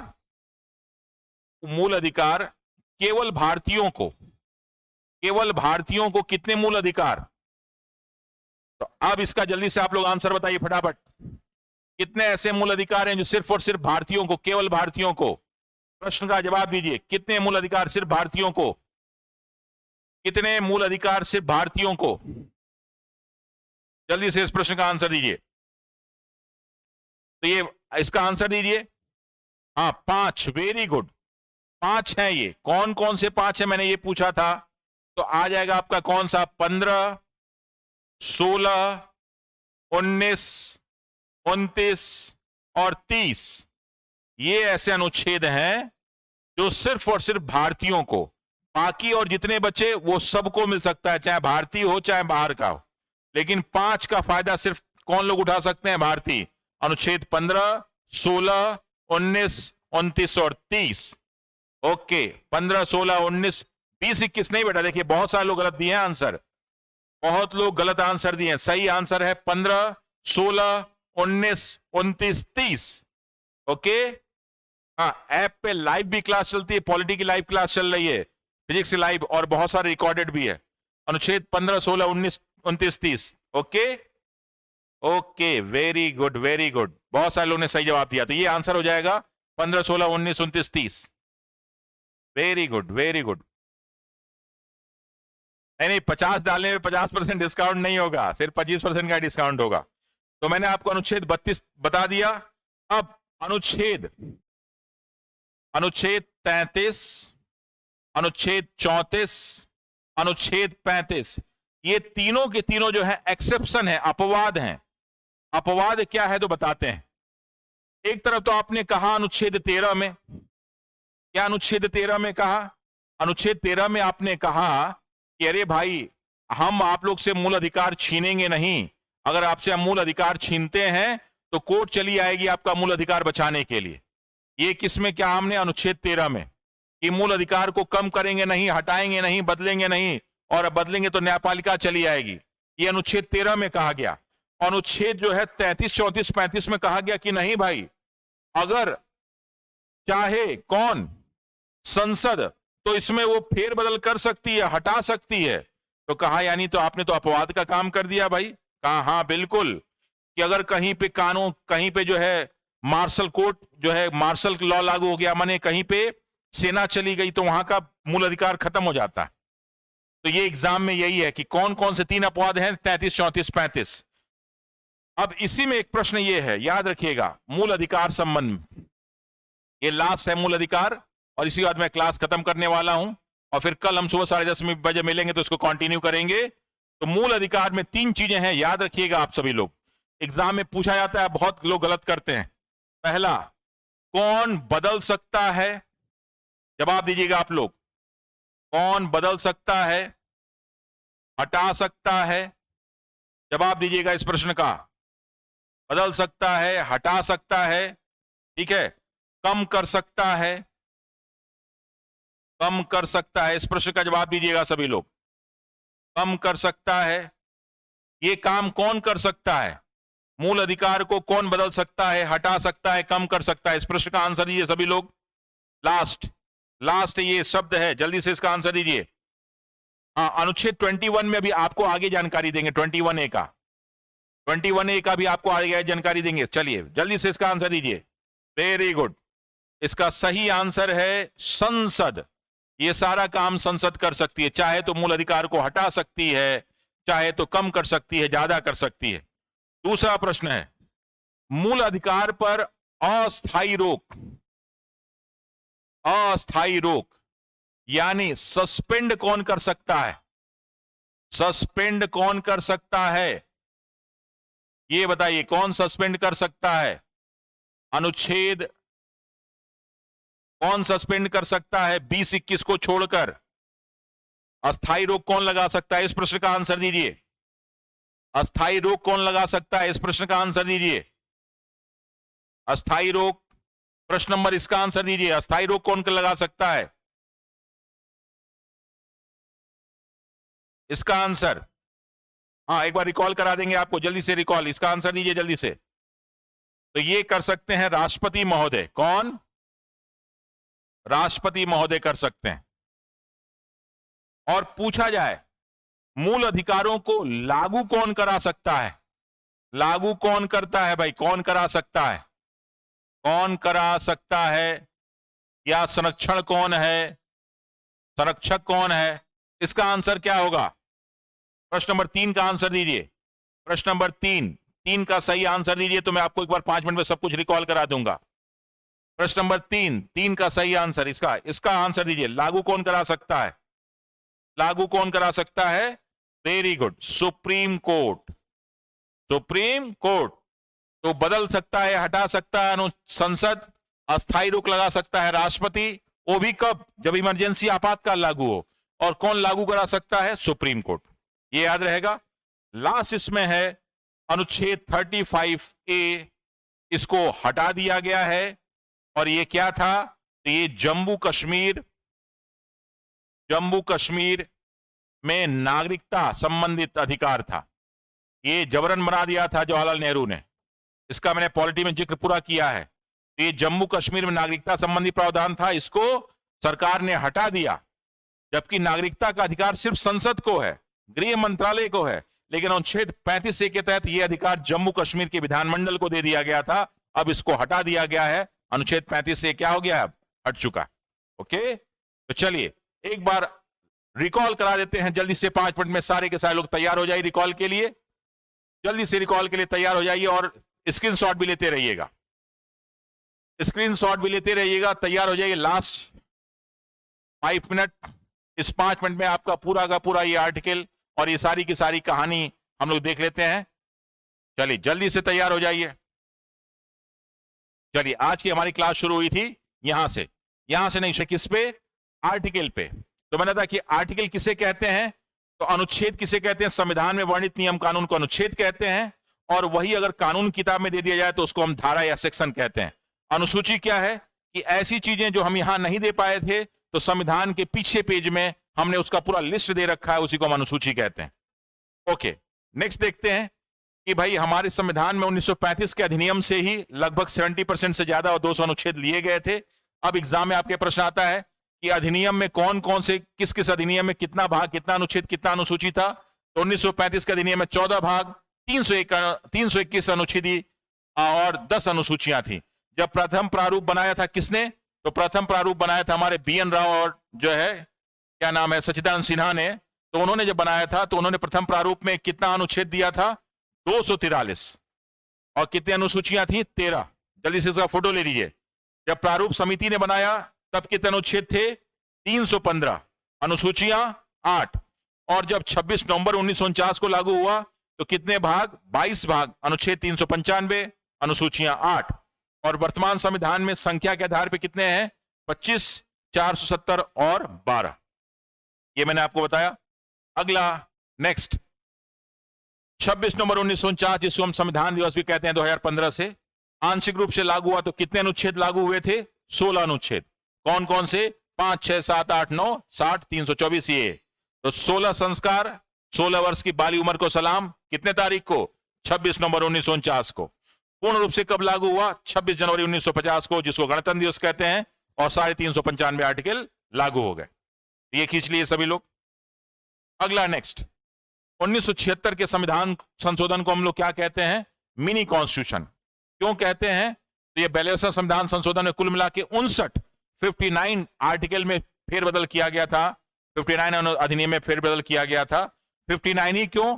क्योंकि 1976 में किया गया था। 1917 इंदिरा गांधी का जन्मदिन था। तो देखेंगे घटाएंगे तो 59 आएगा। तो कुल कितने अनुच्छेद चेंज किए गए थे? 59। किसने किया था? इंदिरा गांधी ने। नेक्स्ट अगला है कि अभी अनुच्छेद और विषय हम लोग देखते हैं। अनुच्छेद 1 में क्या दिया गया? भारत अर्थात इंडिया। इंडिया क्या कहा? यूनियन ऑफ स्टेट, राज्यों का संघ। अनुच्छेद 1 में भारत का क्या नाम दिया? भारत और इंडिया नाम दिया गया। अनुच्छेद 2 में क्या कहा गया है? नए राज्यों का प्रवेश किसके पास अधिकार? संसद। नए राज्य का निर्माण, नाम में परिवर्तन, सीमा परिवर्तन किसके पास अधिकार? संसद के पास। तो ये दिया गया 3 और 4, 2 और 3 में याद रखना है। 5, 6, 7, 8, 9, 10, 11 ये नागरिकता संबंधित। तो संविधान के प्रारंभ में नागरिकता अनुच्छेद 5, पाकिस्तान से आने वालों को नागरिकता अनुच्छेद 6, भारत से पाकिस्तान जाने वालों की नागरिकता अनुच्छेद 7, भारत के बाहर जन्म लेने वालों की नागरिकता अनुच्छेद 8।